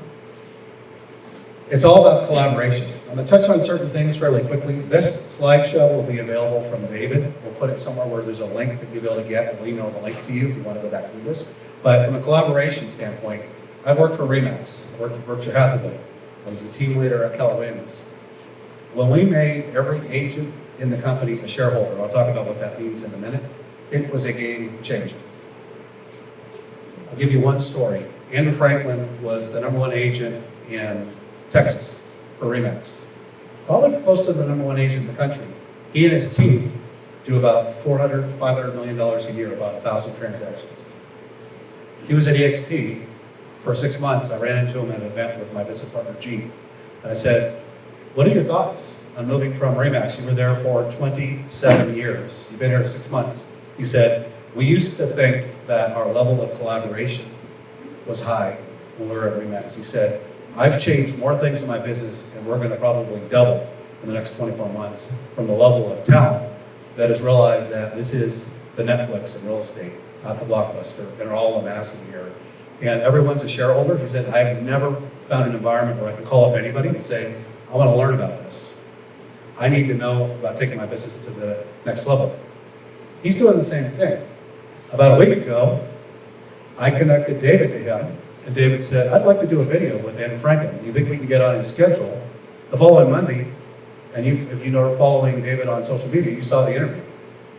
That was a #1 Remax agent who came over to EXP, who has no connection to David, but basically said, I'll get on a Zoom with you, I'll tell you my story. And now think about it from a production collaboration standpoint. So that's just one of the core values. You're going to see a different environment. There's the Blockbuster story, the Netflix, City to Amazon, traditional real estate brokerages. The #1 biggest difference is if you want to plug in somewhere where you can create your own business, this is the only business model that's agent-centered. If you're doing production, you want to learn how to earn residual income. If you're wanting to earn equity, you want to build a business that's multidimensional instead of just production, this is it. There are plenty of people that will have nothing to do with you directly, and you can tap on the shoulder and say, I want to learn, I want to grow, I want to create value, I want to create wealth. You won't find anybody in the system that's going to say, I can't help you. You're not my guy, you're not my girl, you're not my organization. I can tell you another story. Jenny went to San Antonio. Pat Hayes runs a meeting there. Pat had never met her before. And they basically did a joint video. They announced her joining EXP. And that's the level of stuff where Pat's got 2,000 agents in his organization. In a normal traditional real estate brokerage, he'd be untouchable. He'd be like, I'm super busy. I don't have time to have some random agent from Miami show up. And Pat was on the phone with David and I yesterday saying, how can I help you? Who can I introduce you to? Let me tell you more about how I'm running my business, because he knows David wants to help as many of you as he can plug into this business model and create wealth and income. So here's the big part of it is, on the left side I've talked about franchise business. It's top down. There's a franchise organization, right, that sells franchises. They collect royalties. EXP has no royalties. I mean, there's big differences. It's not essentially centered around the agents. It's locally confined, right? As much as it is, it doesn't matter if it's Remax or it's Keller Williams, it doesn't matter what franchise system it is. They are all individually owned and operated businesses that are little islands. They're not oriented around the agent. So what ends up happening is your opportunity is only as big as the local market. I'll talk about the bigger opportunities in a second. Technology and support. I know David uses this a lot because he's new to our system, but David, how long did it take you to get tech support the other day when you came online to get that? Huh? 3 minutes or less. When was the last time in a traditional old-fashioned brokerage you had something not working right with your technology or your system and you solved it in less than 3 minutes? This is the standard of care you get if you work for Microsoft or Google or a big Fortune 500 company. They want you out building your real estate business. They want you out building the business. They want you out doing real estate. It doesn't matter if it's an EXP system or technology. If something's messed up your laptop or your MacBook or something else, they're gonna help you fix it. They'll take over your desktop. It's part of what we do. We have 650 people in our corporate organization that do various roles. Tech support is one that was critical. Now, on the cloud campus, essentially, we have no royalties, no desk fees, no overhead above and beyond the split that you end up paying to the company. And we have live training. It says 40 plus hours there. This week's training calendar has 75 hours of training. If you want to learn something, you want to take your business to the next level, this is the platform to do that. I mean, you've never seen anything like it. I know, I was gonna say. What if she He's trying to airdrop me something. oh, there you go. International collaboration and referrals. The one thing I would tell you is the number one, besides collaboration for agents, is referrals. David, how long did it take you to get your referral when you got set up in the system? I actually got a referral before I got set up as a system. Well, that was from me. It's not a fair question. But as soon as I got into the system, I immediately got into Workplace. Workplace is a system that designed by Facebook that the entire company's in. And I just started joining groups that said referral on it, state referral, national referral. This one has 15,000 members. Now I'll go in there and say, hi guys, I'm in Miami. Who needs anything? And I'm already up to my third referral right now. That's in 2 weeks. 10 days. Yeah, 10 days.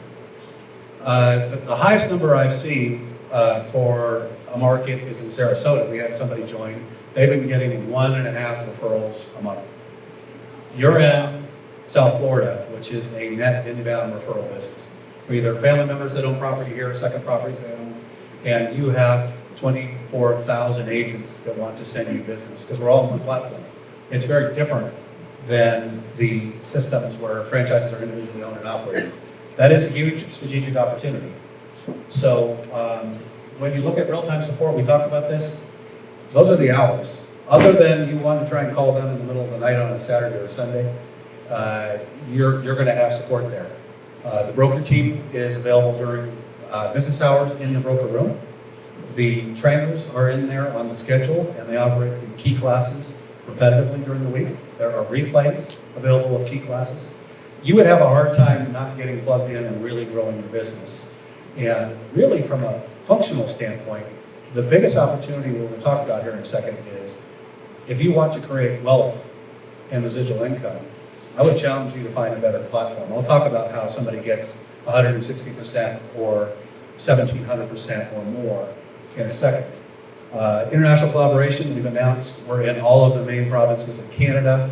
We are, as of the 31st of October, in Australia and the UK. Once we get some of the other additional international approvals done, you'll see us go into 3 to 5 additional countries next year. My guess is within 18 to 24 months.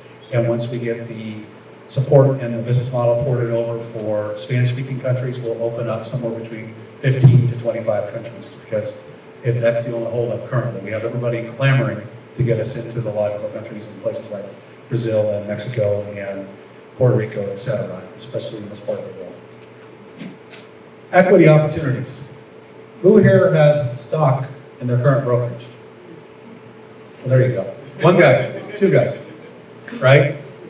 Who as an agent has an opportunity to earn stock by being a great producer for your, well, you do now.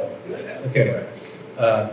This was a game changer. Part of this change, and I'll talk about what my business partner, who's on the board of directors, introduced, and the effect of it.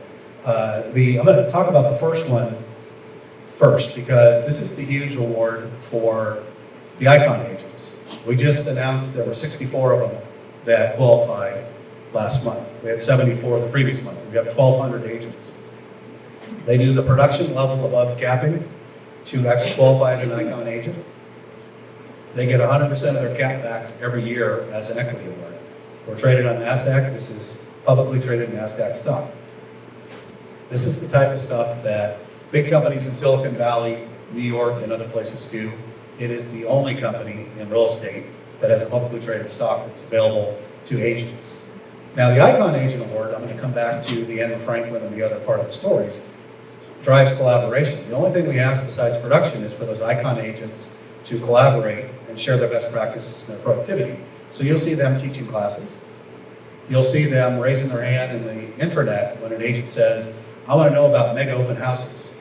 And 3 icons will pop in and comment and say, here's my mobile number. I have people around the country in my previous brokerage come in and shadow me. I'll send you my program that we train our agents on. That's unheard of in the brokerage business. So that's driving a ton of collaboration. Now the sustainable equity plan, they want everybody to be a shareholder.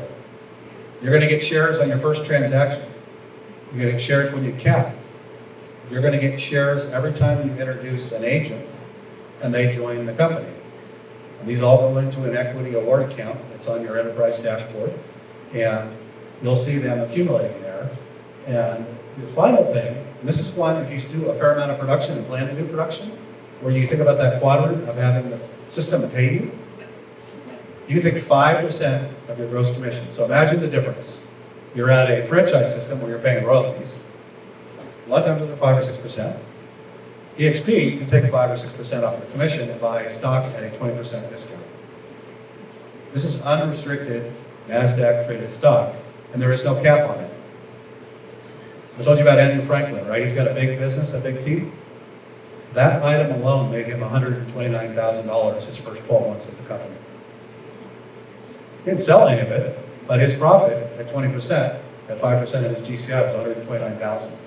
We have agents who have done Icon and GCI purchases they've been with the company for 4 or 5 years, that have between $500,000 and $1.3 million in an equity account as the stock has appreciated. This is a huge game changer for agents building wealth. For our wealth advisor in here, he would tell people if you work for a company that allows you to do 401k and matching, this is it in real estate. And I don't think publicly traded companies normally give a 20% discount on their stock. Have you ever heard of one?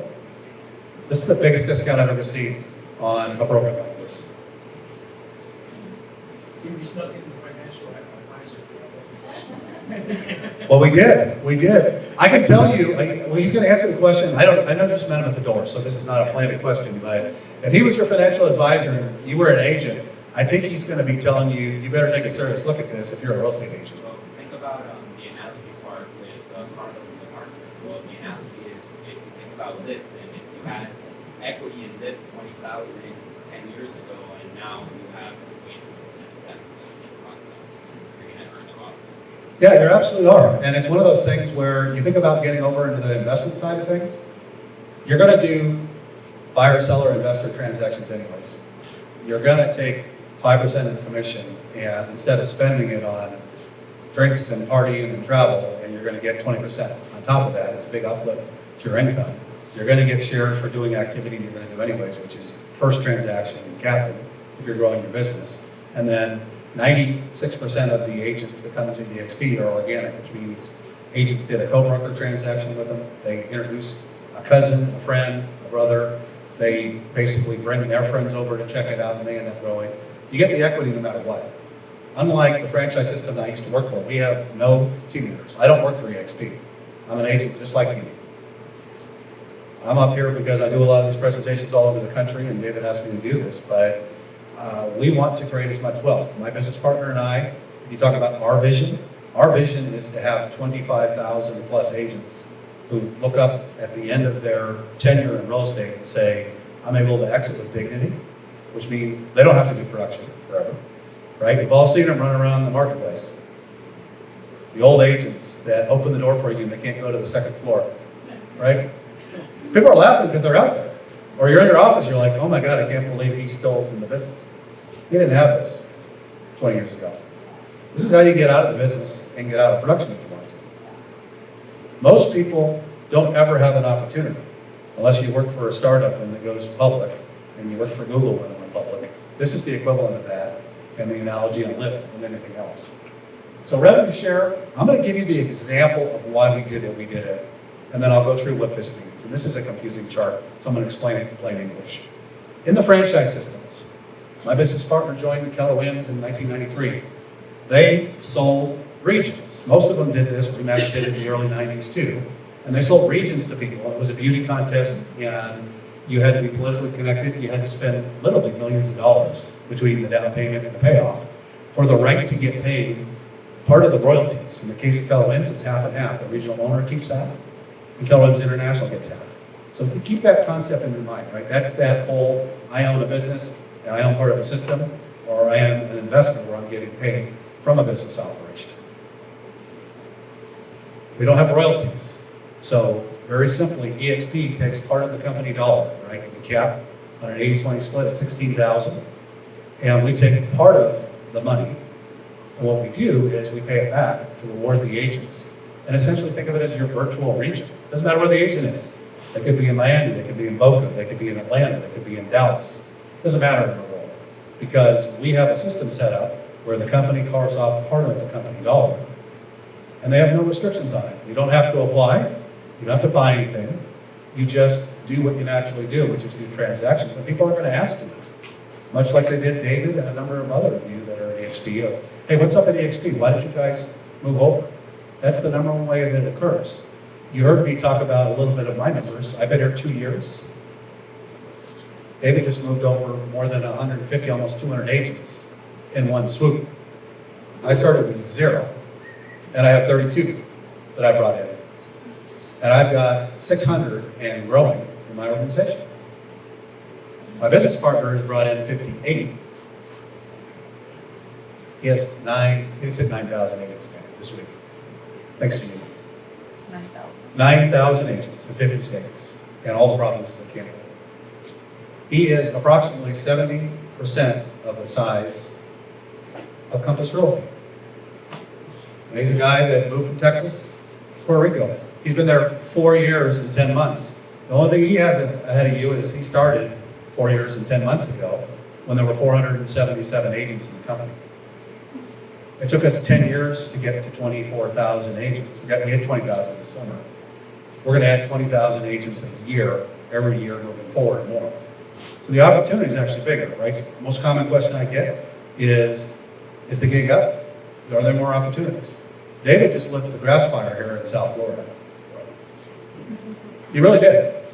I was in a guy's condo over in Miami Beach. He's like, oh my God, did you see what David.Kurz did? I go, yeah, I helped him do it. But, and the guy's like, oh my God, right? He's a real estate coach. And he coaches brokers. And he's like, oh my God. You know, we went from having less than 100 agents in a board that has more than 60,000 agents to 250. When I was with the Big Red franchise system, we had 20,000 agents in Florida. This literally is the biggest thing in the biggest market. The CEO of our company, the co-CEO, the co-president, excuse me, asked me and Gene, where do you think the biggest opportunity is in the country? I said, no question, South Florida. He said, you have a market where in the state there's 268,000 agents. You have 2,500 agents in the company. And in South Florida specifically, where you have close to 60,000 licensees in the board. And you have 100 people, like the next biggest board in our country is in Houston, where we have about 1,500 agents. And there's 28,000 agents there. And they've been there for 3 years. We're going to pass 2,800 agents in South Florida way before 3 years. David will get there in probably 18 months. So this slide here is essentially, and we'll get this back up to you. There's a video for this, and I didn't have nearly enough time to go through this depth. But essentially, if you think about groups of agents that you get paid on, I talked about the way the franchise systems work. You get paid on everybody you bring in, and these are the percentages you get. The easiest way to think about it is if somebody brings in a transaction, let's say the transaction generates, and I'll translate what the percentages are there so you can think about it in dollars, and they generated a $10,000 company dollar closing, right? Decent sized South Florida transaction. You're going to get 17.5% of the company dollar. That percentage is off the gross commission. So you're going to make $1,750 of their $10,000. The dollars amount in there basically stops when they cap, right? 16,000 is the cap. It starts up again when they pay company dollar again on the next anniversary year. So you're building a business where, as you get a group of agents, you're going to get paid on their production. Remember that quadrant where you talk about getting out of only relying on your own hours and your own closings, your own productions. And I want to make this real. We've got a guy that came over in Texas. His name is Philip Barrett. He loves working with new agents. God bless him, right? You know, that's all he loves to do. He's brought in 3 agents a year. He's been with EXP for 3 years. He now says, I've accomplished my first of my 3 goals. My house payment, my car payment, all of our health insurance, and everything else is covered. He makes between $3,000 and $4,000 a month, every month, from those agents' production. Because in the 3 years, the 9 agents has turned into 40 agents. And it's growing on a monthly basis, and he's like, I get money whether I produce a single transaction. My wife and I no longer have to worry about the fact that we want to go see grandkids and take a month off and go travel over the summer and go to Disney World and go other places. He goes, that's a game changer. And that's really hard to do otherwise. So the chart here essentially on the far side essentially is just groups of agents. David and I will be putting out more information about it, but the more people you introduce to the company, the larger the group of agents that you get. I'll talk about my group being 600 agents. There's essentially 600 agents. When they close a transaction, I get part of the company dollar. When my business partner has people in any of those 50 states close it, he gets paid on 9,000 agents. It's the ultimate leverage. Remember, he only brought in 58. And what ends up happening is, because we're growing organically, he gets paid on more. So we're going to do a specific session on this in South Florida for anybody interested. And so I'm going to wrap up, unless there are any specific questions. And David and I will jump into the specifics on that. Because we could actually probably spend 2 or 3 hours. If you raise your hand and say, I want to do this, we could probably spend 2 or 3 hours on how you execute this. Any questions? Put him to sleep. All right, if you seriously have no questions. I know there's a lot of information that was put out today. Look, for those of you that stayed for the EXP presentation and honored your invite by your guest who brought you here, congratulations, you made it. And in my opinion, look guys, I talk to people all the time. In my opinion, EXP is that company that comes out every couple decades and just really changes the game in the industry by understanding where the hole is in the client need, which we are the clients in this situation, right? So, it was Keller Williams in the 90s. Before that, it was, Coldwell Bankers and so forth and so on. We can keep going and going with the big names that have made national presence or international presence. This is that company. And it's growing so quickly that we're talking 4 years ago, end of 2015, the company had 880 agents. Now we're almost at 25,000 in 4 years. It's unheard of. It's the fastest growing company in the world, period, when it comes to real estate. And it gives you have multiple streams of revenue, which is what we talked about before. Don't just depend on that closing to happen. I mean, I've heard so many stories when I was investigating this, to the point where I've heard a woman whose child had cancer and had to stop working to take care of this child with cancer, yet made around $3,000 to $5,000 a month no matter what. Would that be helpful to you? Absolutely. Who here closes a deal every single month? 2, right? If you don't close a deal every single month, on that month that you don't close, would it be beneficial if you got an extra $3,000 to $4,000 in the bank? Yeah. How about if every month they covered all your bills like you talked about, your house, your car, all the important stuff, and then everything else was a bonus income? How crazy would that be? If you closed a deal and you earn 15 grand and you're like, bonus money. That changes people's lives, right? So that's why we made the change. When we made the change with our agents, look, when I sat down and I interviewed with agents to join Kurz Real Estate, we looked at people in the eye and we said, we're gonna do everything we can do to represent ourselves well enough and help you grow your business. And we kept our word. And we're still keeping our word. Because we didn't convert and then say, all right, see you later. Hope you have a good time. We're here right now on the stage helping you out. And we have other EXP agents in the room that have nothing to do with our downline that brought guests. And this is how we support each other and we continue to grow together. Because if they grow, I grow. If I grow, they grow. Even if we're not in each other's downline, right?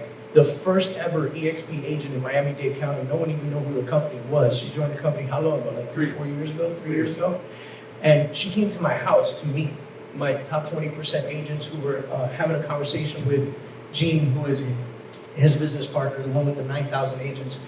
And she got up and she just said, I want to thank everyone in this room for joining the company because you just made my job a whole lot easier. Because before us, she would be like, hey, you want to join EXP? And they were like, who?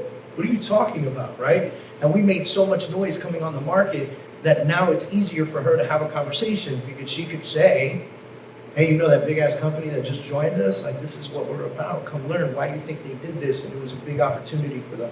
I'll give it one last go. Anybody have any questions? Yes, sir.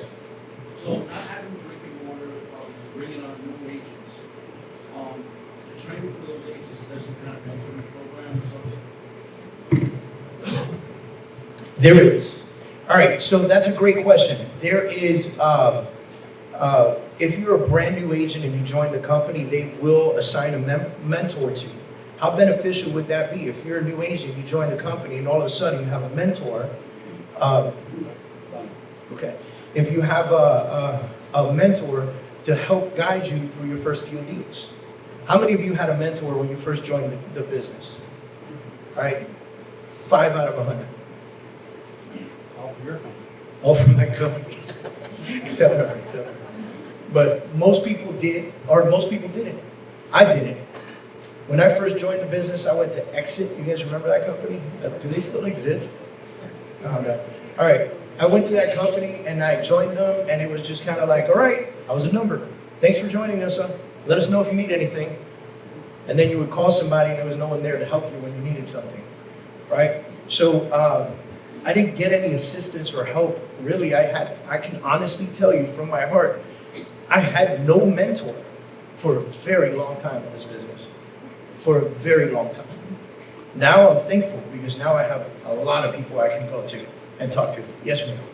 60 hours of trainings and things that they do. Oh yeah, we can keep going with it. So all the training, we didn't even get all the way through the presentation. Yes, there are 50 plus hours right now, so it's ranging between 50 and 75 hours a week of training available for you. And if you miss it, you can find it on demand and you can go in and see the recorded version of it, right? How great would it be to attend the meeting without even leaving your house? So now, Training in Spanish? that's a great question. I'm going to go into that. Now, I started to test this out, right? Because we had a brick and mortar office, which we still have and intend to keep, by the way. So all EXP agents, you're more than welcome to work out of my office anytime you want. Use up my Wi-Fi, it's free.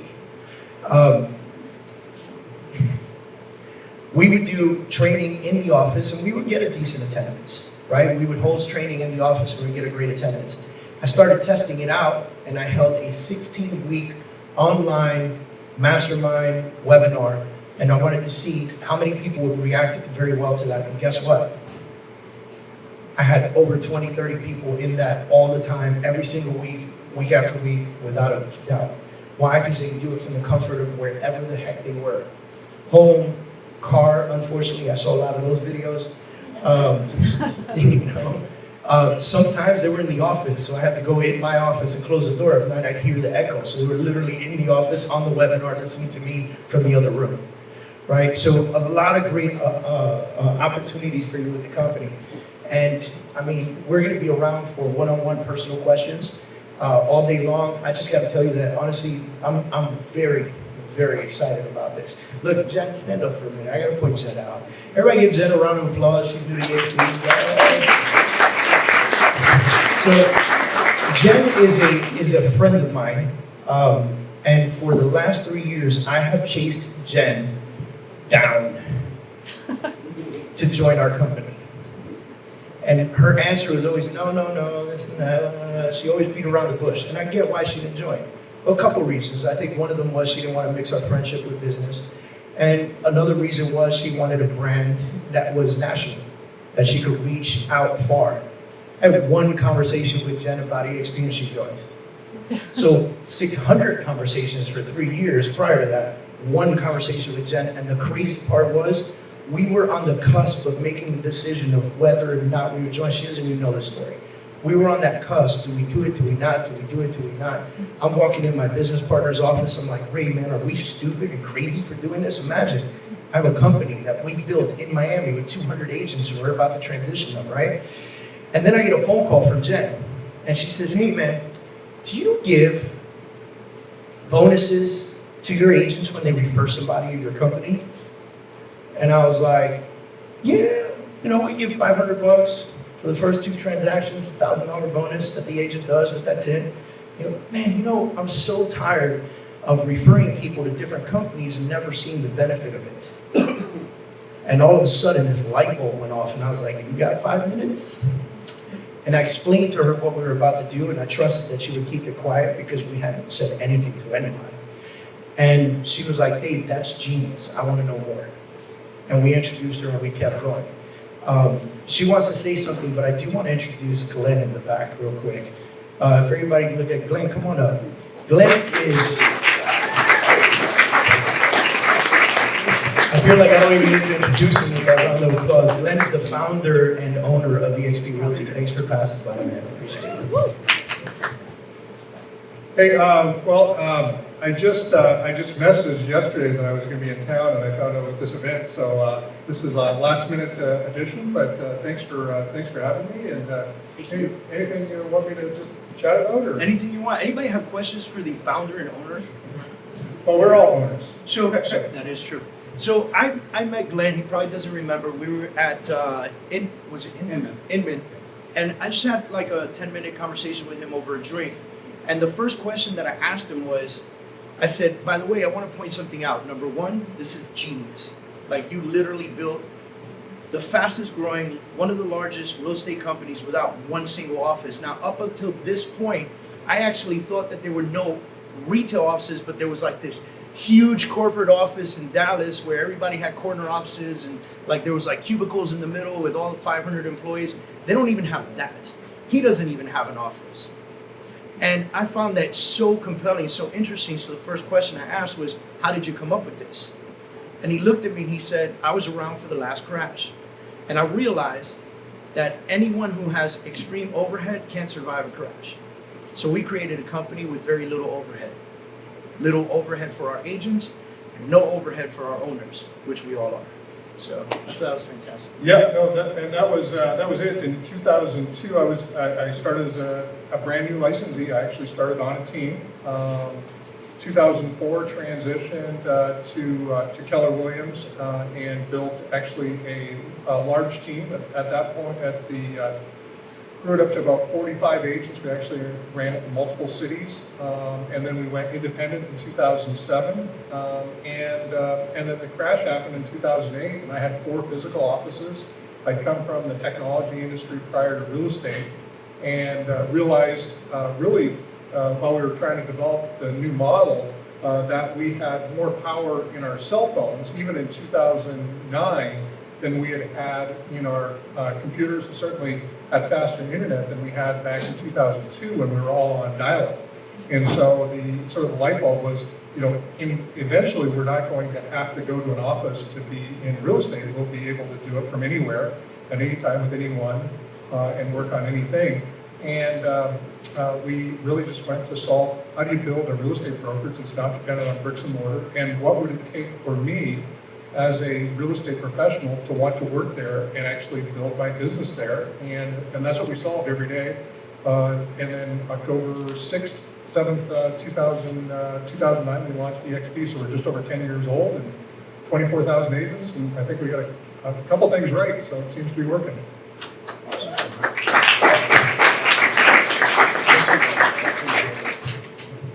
It's never a bad thing when you have a surprise visit by the owner of EXP on your lunch and learn. All right, anyone have any questions for us whatsoever? Any additional comments, anything they want to say? Jen, you want to say something? How do you sign up? You're already in. Oh. No, I'm kidding. For those of you that came with someone and someone invited you here, please talk to them about the sign up link. It's join.exp.com or something, or joinexprealty.com. I have a template email. It's in my business bag. I got a template email. I just copy and paste, copy and paste, copy and paste. But for those of you that came with somebody, just ask them. They'll guide you through the process. Just make sure you name your sponsor, right? The person that brought you here, name them, and you'll be in. And I promise you, the second that you're in and you sign up, they're going to send you an email that says, "I knew we'd like you. Welcome to EXP," and that's followed by activate your email. And that's followed by a bunch of information. Just track it, follow it. If you don't understand something, get into the EXP world, ask questions, or reach out to me. I already gave you my Instagram handle, David.Kurz.com, or I'm sorry, David.Kurz. I do have a .com too.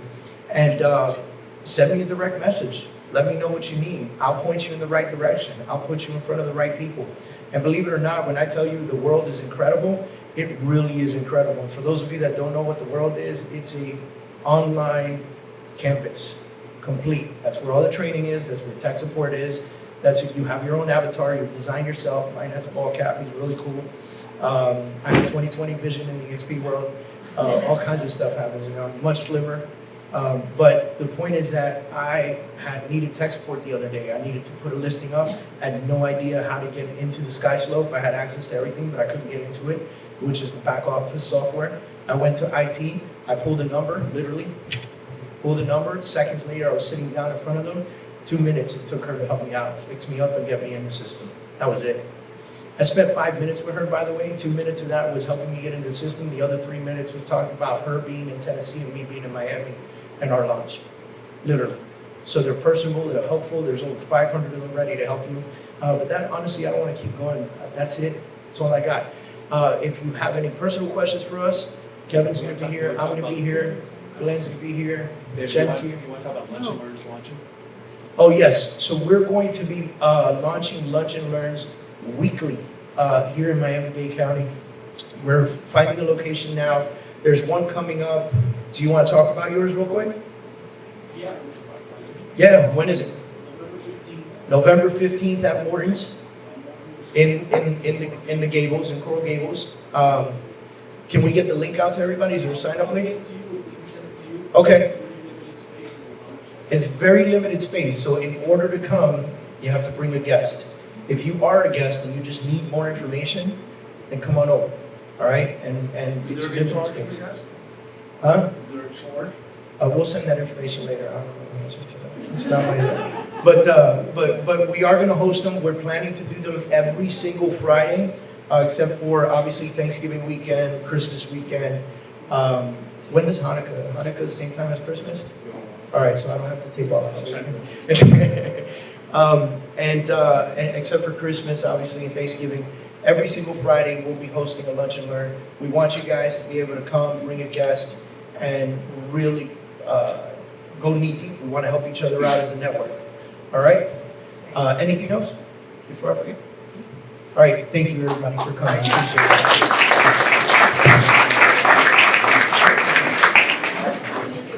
Try to answer a little bit simple questions. Good job. Try to answer simple questions. I was like, I don't know, maybe. Yeah. I'd like to show the audience. Yes. Enjoy. Good job. What's that? All right, I am going to hang out here for a little bit. I have the level freedom later.